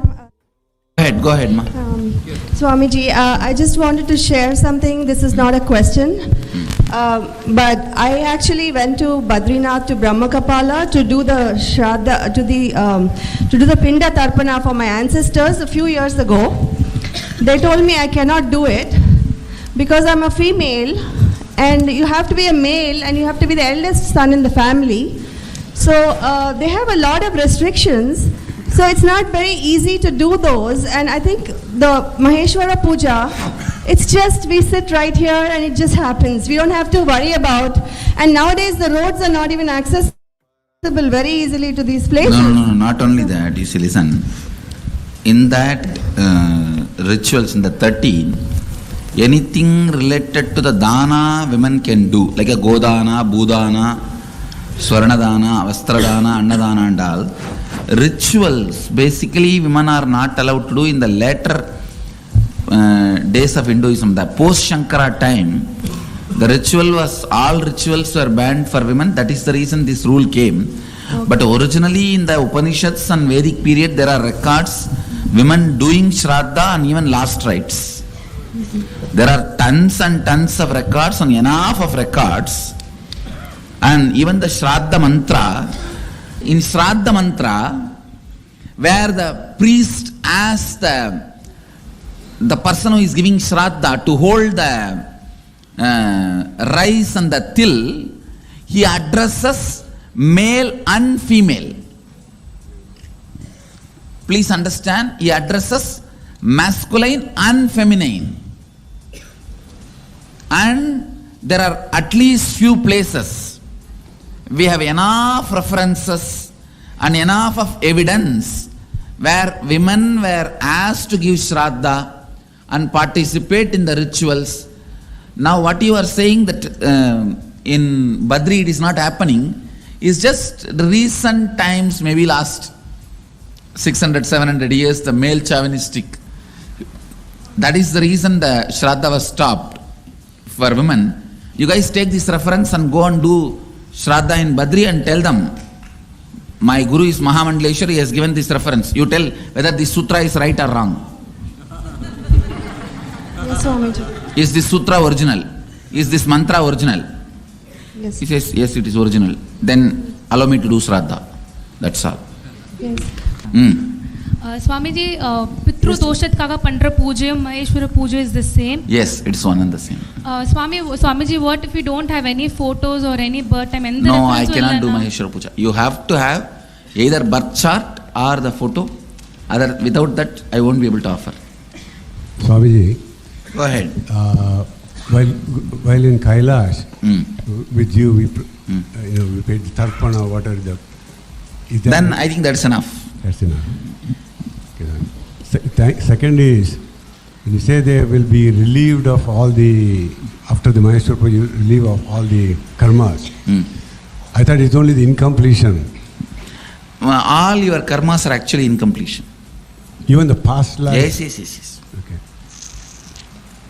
Even the need for breathing is an incompletion. No, but my question is this. In the present life, there are the incompletions, let's say. But the karma is also from the previous life with somebody else. In the past life incompletions only, you bring it as a karma in the present life also. with the same soul? May not be same souls, but the carrier is the same soul, na? Say, for example, past life you would have had a fight with your husband. This life you may be having a fight with your wife. But the pattern is same in as far as the recording inside as the karma. Right, but it's like my father. I might have incompletions which I took care of in Kailasa. That's all, that's enough. Right, but this previous Jalma, what happens to that? I say, when in the Kailasa, when we gave Shraddha and all, whatever is other baggage he has, that also will melt down because we have given it in an elaborate way. Don't worry. Thank you, Swamiji. Swamiji, you said 13 days, within 13 days if you do Shraddha, the soul which is born will get released of all the karmas. And suppose he has taken another birth, and within that 13 days if we do the Maheshwara Puja, he will, in another body he will get enlightened and leave the body as well, or? No, he will leave the body and he will not have karma. He will not take another one body, which means enlightenment. Okay, but that life No, that body which he has taken itself will be dead. Okay. The child will be dead within maybe 4 or 5 days. Even if it's a healthy baby, the moment you have done your Maheshwar Puja, So the milk he drank, he will digest for 3 or 4 days, and that's all. How about the incompletion that the parents have towards the children? Each soul is an individual soul, and their journey matters. They will have another one kid, that's all. The individual soul's journey is more important than any relationship related thing. That comes as first priority. Second only this. Swami, ஒரு சின்ன சந்தேகங்க. What happens if the 13 days passes away? If the 13 days is passed, I won't be able to liberate that child immediately. The further accumulation of the karma and the incompletions can be reduced. Life will be better without the influence of this load. That's all. But immediately the child cannot be liberated and all. So if something happens, we have to do it within 13 days. Soul will leave the body. It will not take one more birth. I'll cut the U-Haul service. Not only that, even if in the road when I am traveling, if a dead body is being taken, that's all. Anything falls into my breathing space, even without knowledge, by accident, means when I am driving, there is an accident in the road and the body is still there, means over. That fellow is liberated. He can't have one more body. Because the U-Haul service will be disconnected. My breathing space is such, all U-Haul service will be disconnected. Means the karma carrying umbilical cord will be disconnected. So that cannot survive in my breathing space. So Swamiji, all the bodies that when we are sitting in Manikarnika Ghat, whole thing is liberated. Whole thing is liberated. Yes. All these fellows are liberated. At least 40-50 were there. More than that. Swamiji, when I was in Hardwar, there was a sadhu who was on the bridge, and I put some money under his coat, or his blanket, and I realized that night that he was dying. So I went back the next day, and I checked on him, and he was almost dead. And when I put the mala, I took off my mala, and I put it on the top of his head. He shuddered, and he died. It is good. It means you liberated him. You helped him to free. You put him in connection with me before he was dead. That's good. Go ahead. Swamiji, you said the souls, even as long they're in their breathing space, they get liberated. So does that mean it only can happen in your physical presence around your breathing space? No. In my physical presence happens. When I connect with them also, that they become part of my physical presence. Okay, so Swamiji, let's say we have a deity which has been done prana pratishtha or your paduka which represents your presence there. So if that will not be able to have such a strong radiation over a human being, because that being has to connect with it. Okay. My case, he doesn't need to connect. I myself can be actively involved in it. A deity will not actively involve. It will only wait passively, and whoever comes will be gracing. The Markandeya was active. So that person who is dying, if the person is active, the deity can do the job. Go ahead. Where? Swamiji, if a person does suicide in your physical space, then? No.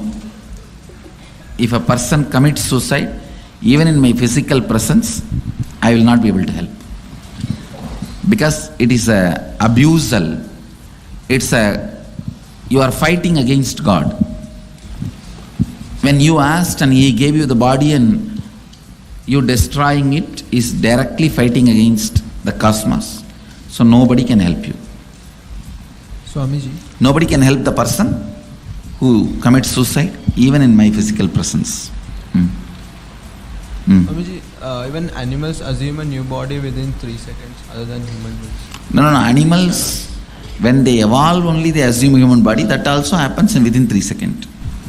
Swamiji, if the body wants to, if the soul, which has been born in a new baby, if you have liberated it, if it still wants to hold on to a body, get a new body? No, it won't want to. When the karma baggage is not there, it will feel free and just jump out. Who wants to be inside the body when there is no karma baggage? Swamiji, how is it then with enlightened babies getting born? Babies, enlightened children getting born, they don't have karma, right? So why do they keep their body? No, that is incarnations. It's not that. Normally all the children are born enlightened. No. Swamiji, they need karma to retain the body. Yes. Swamiji, in the back. Even in our end pregnancy, we bring a possibility for enlightenment more. Babies themselves are not completely enlightened. The possibility for enlightenment is more. And they are brought up in such a way that when they grow up, they will become enlightened. That's not that they are already enlightened when they assume the body. Next. Swamiji, I already done the Maheshwara Puja through Swamiji to my parents. Still I want to do one more time. Can I do? That is up to you. You can. Thank you. Swamiji here. In the presence of energized padukas or deity or any object, if the person is leaving the body, will it become less painful? I'm saying, no, that person, if he actively connects with me, I can do, but not that his feeling connection doesn't exist. See, when it happens in my physical presence, that person's active connection is not required. I'll do the active job. But the Padukandal, that person has to be actively connecting it. Will it be less painful for the... Surely. Not only less painful, even liberation can happen. Thank you so much. If that person is actively connecting. Thank you. Swamiji, the children who they die within a day or two of their birth, that means are they getting liberated or they will be... Yes, they will get liberated. Within 13 days. Because as you said that karma baggage... They won't have the karma baggage. Okay. So immediately liberation only. Okay. Thank you. Swamiji, I wanted to share one experience. When I did my first Maheshwara Puja for my dad, since my dad died about 10-15 years ago, I didn't do any tarpana. That was a deep guilt in me that I should have done, but I didn't do. But that was an opportunity to perform the Maheshwara Puja. When I did the Maheshwara Puja and when you put your food in your mouth, I felt that something dropped from me, a huge weight. I physically, it was like a gross feeling that something left me. Because I had doubt also. How could this be liberating my dad and all that I was having? Because only 3 kshanas you need for you to take the next body. Since he died about 15 years ago, how could that happen? And all those things was running in my mind. When I did that, I felt that this was more than what I would ever imagine to do. Thank you, Swamiji. Swamiji, one more question. Do the karmic laws affect incarnations the same way as they affect human beings? No. So incarnation can never accumulate bad karma? No. It doesn't touch me. Oh. Then? I don't know. I'm just asking because some people thought you face so much harassment and all that is not because of any bad karma. Now you are also harassing me. What can I do?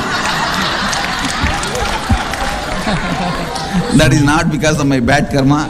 I decided to be patient and answer you, that's all.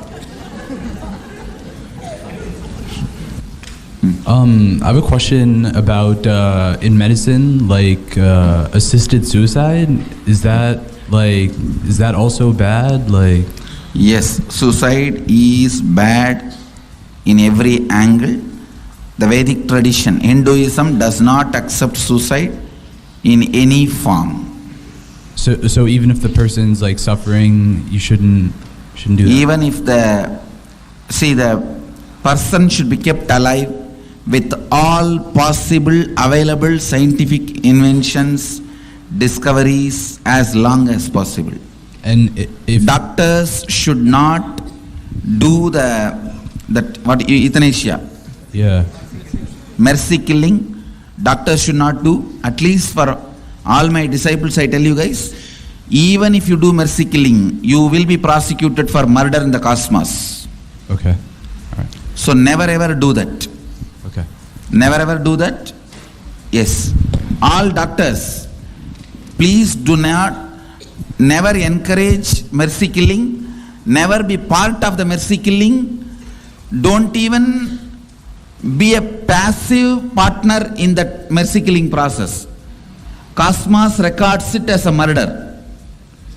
So even if your country law accepts, cosmic law doesn't accept, so you step aside. You tell them, my religion does not agree with this. For religious reason, I will not approve or encourage, be part of it. You be very clear about it and step aside. It is straight murder. It is straight murder.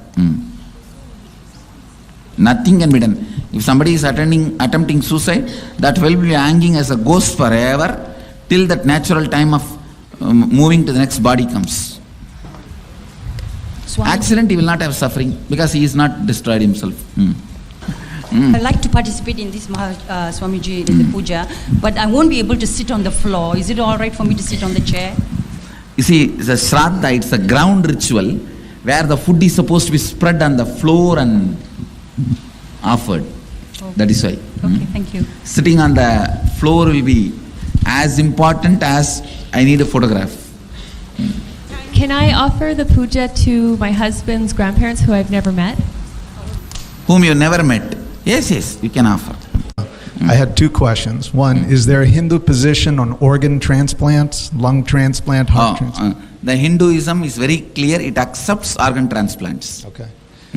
Second, what about hospice care? If a patient is dying and wants to just take hospice care is accepted in Hindu tradition. It is encouraged. Okay.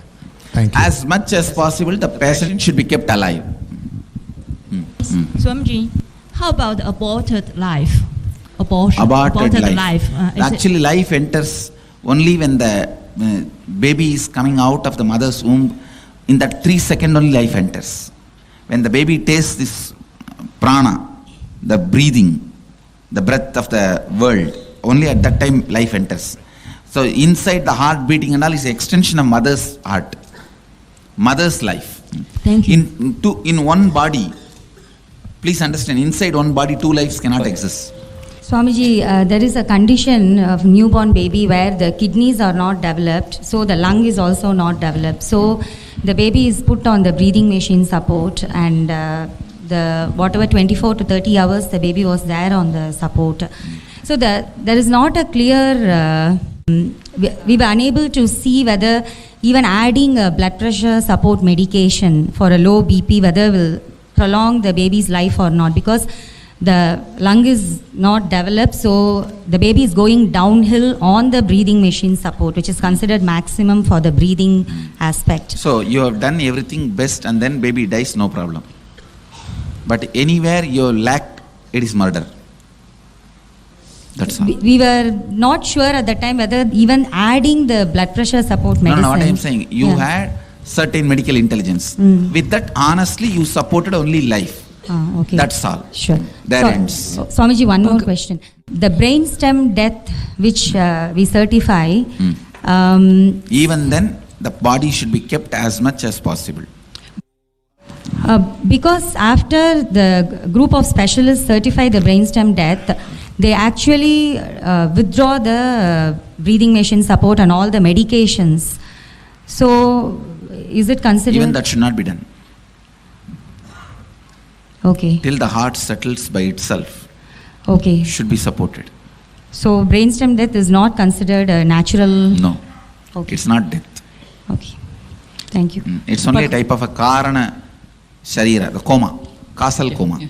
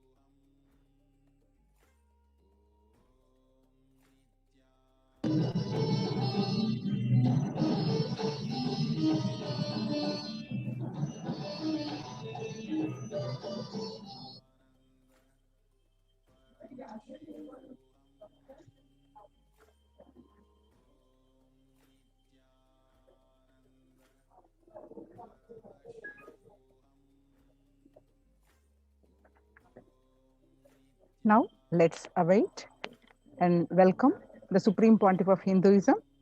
Let's sit with a deep space of gratitude to receive the Supreme Pontiff of Hinduism. Let's chant the Mahavakya. Om Nithyananda Paramashivoham. Om Nithyananda Paramashivoham.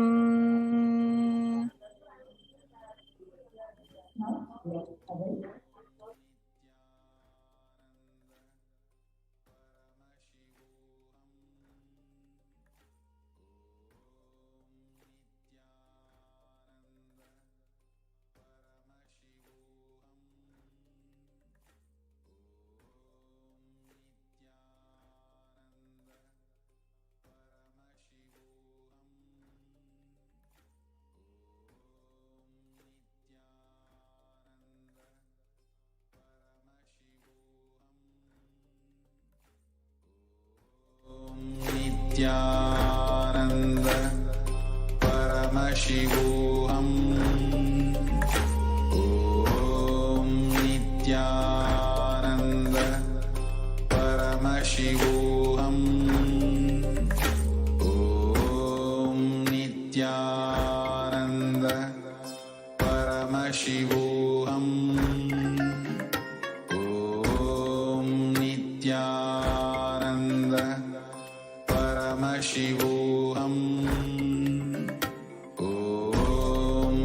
Nithyananda Paramashivoham. Om Nithyananda Paramashivoham. Om Nithyananda Paramashivoham. Om Nithyananda Paramashivoham.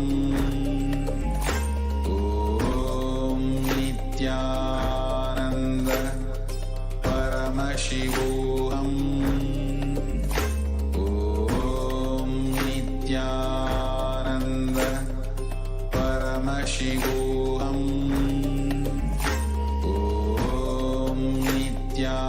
Om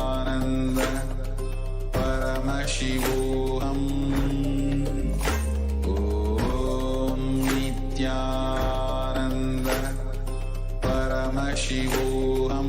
Paramashivoham. Om Nithyananda Paramashivoham. Om Nithyananda Paramashivoham. Om Nithyananda Paramashivoham. Om Nithyananda Paramashivoham. Om Nithyananda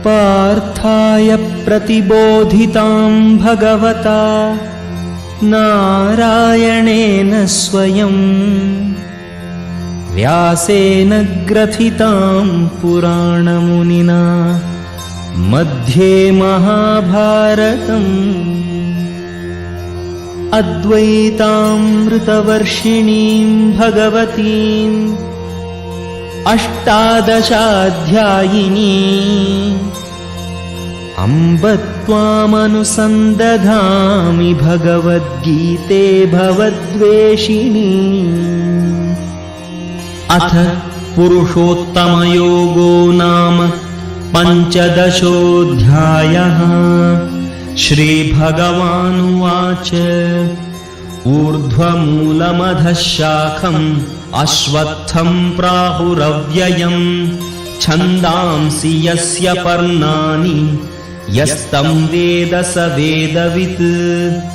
अधश्चोर्ध्वं प्रसृतास्तस्य शाखा गुणप्रवृद्धा विषयप्रवालाः।